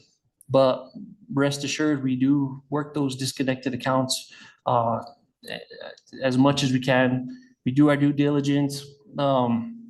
Many times the utility will even cooperate with us and give us some type of resolution to the issue to try to get the customer connected, especially through these winter months. So like I said, we do our due diligence on those disconnected accounts and try to get those up and running as soon as possible. And with that, I just, other than that, and then, if we go to the last page, we haven't had as many complaints as we have had in the past. Like I said, I think we're down 60 complaints compared to Q3, but, we've had some difficult complaints come through our informal process. Several of them have made it to the formal process, and we tried our best to try to get those resolved. But with our investment, we did have a pretty good return for the consumer, getting back over $10,000 for the consumer on refunds. So we did do a pretty good job on that part of it. So with that, I'll stand for questions. Thank you again to your team for the work that you do. You're, the first voice that a consumer who's having issues hears, or, on the other side of the screen. But just want to recognize also my gratitude. So I don't think you were able to attend the all hands meeting on December 19th, but I did express my appreciation as well, and understanding that you're dealing with people who are upset. Sometimes maybe it's merited, but it's difficult also, right? As the person who's managing this conversation and interaction with somebody who's having a difficult time, and they might be mean to you, and that's not deserved. So I really appreciate the work that your team does. Thank you, Mr. Chair. And as the screen still shows, you do it on behalf of the consumer. So that's great. And so I do have one question that I wanted to ask with respect to the 3 solar complaints. Yes, sir. Do you know if those are like net metered customers that are complaining, or? I believe they are, Mr. Chair. I could get you the those exact complaints. That way you can kind of see the narrative or something, if you want to go ahead and take a look at those. I know a lot of our solar complaints that we do get are in regards to probably billing issues. I think what it is they are signing up for solar without knowing the full story. And the solar companies are telling them different than what is actually being held accountable with P&M on their part. I do have a solar complaint now, and they're upset that the solar company told them that they were going to get a refund from P&M, and that's not how P&M's policies are when it comes to the solar. So I believe it's just consumers going in blindly. That's a good point. And, we work really good with our sister agencies, regulation and licensing, the New Mexico DOJ's office. So if there is something also there that we think that they should take a look at, we go ahead and pass some of those complaints on, of course, with the consumer knowing that we are passing those complaints on. So we do a lot of times have to work with construction industries or like I said, DOJ's office to try to get these resolved. Thank you. Yeah, I'll refrain from making my cable complaint. Thank you. Everybody else Bring it. has. We'll run with it. Over 100 channels, nothing on. Well, I thank you appreciate the again. opportunity. Thank you, Mr. Chair. Thank you. Thank you, Commissioner. Have a great day. So next on the agenda, we have communications with Chief of Staff and our Chief of Staff. Oh, we do have Ms. Erin Lecoq to fill in. So. Good afternoon, Chair, Commissioner. I am obviously not your Chief of Staff, but I've been tasked to give you her update. Anyway, it'll be very quick. It's about our PRC 360. I want to say program, but it's, what would you call it, endeavor, which went live on Monday. And so far, as of this morning, we have 160 external accounts. 107 of those are Tier 2 accounts. 2 dockets have been accepted. 30 documents have been filed and accepted. Approximately 30 calls have gone into our direct helpline, and 31 help tickets have been submitted, and 23 of those have been resolved. So we're moving along nicely. There are a few bumps here and there, but I think for the first week, things are going pretty well. And with that, I'll stand for questions, keeping in mind I am not Choya. Well, thank you. And actually, I should have asked CRD how many complaints were about 837. I'm just kidding. Thank you for the update. I don't have any real questions. No, so okay. Yeah, if Choya was here, I was gonna employ the pride of Moriarty to go work on Melody Ranch. Thank you, Commissioners. Thank you. And communications with commissioners. I'll be headed to the NARUC conference, and I think spring is kind of like winter, and spring is when a lot of these conferences start to be set up. And so I've gotten some invitations to attend various conferences, and so I'm kind of looking through those and trying to determine which ones would be beneficial to our agency or to our state for me to attend. And so hopefully at the next meeting, I could come with a more detailed list of what I'll be attending. Aside from that, Commissioner O'Connell, I don't have anything other updates. Yeah, I had the same thing that, NARUC in 2 weeks, and then just reminder, I'll be virtual on the 12th because I'll go from NARUC to a NERC meeting. And so I'll be calling in from there on Thursday morning.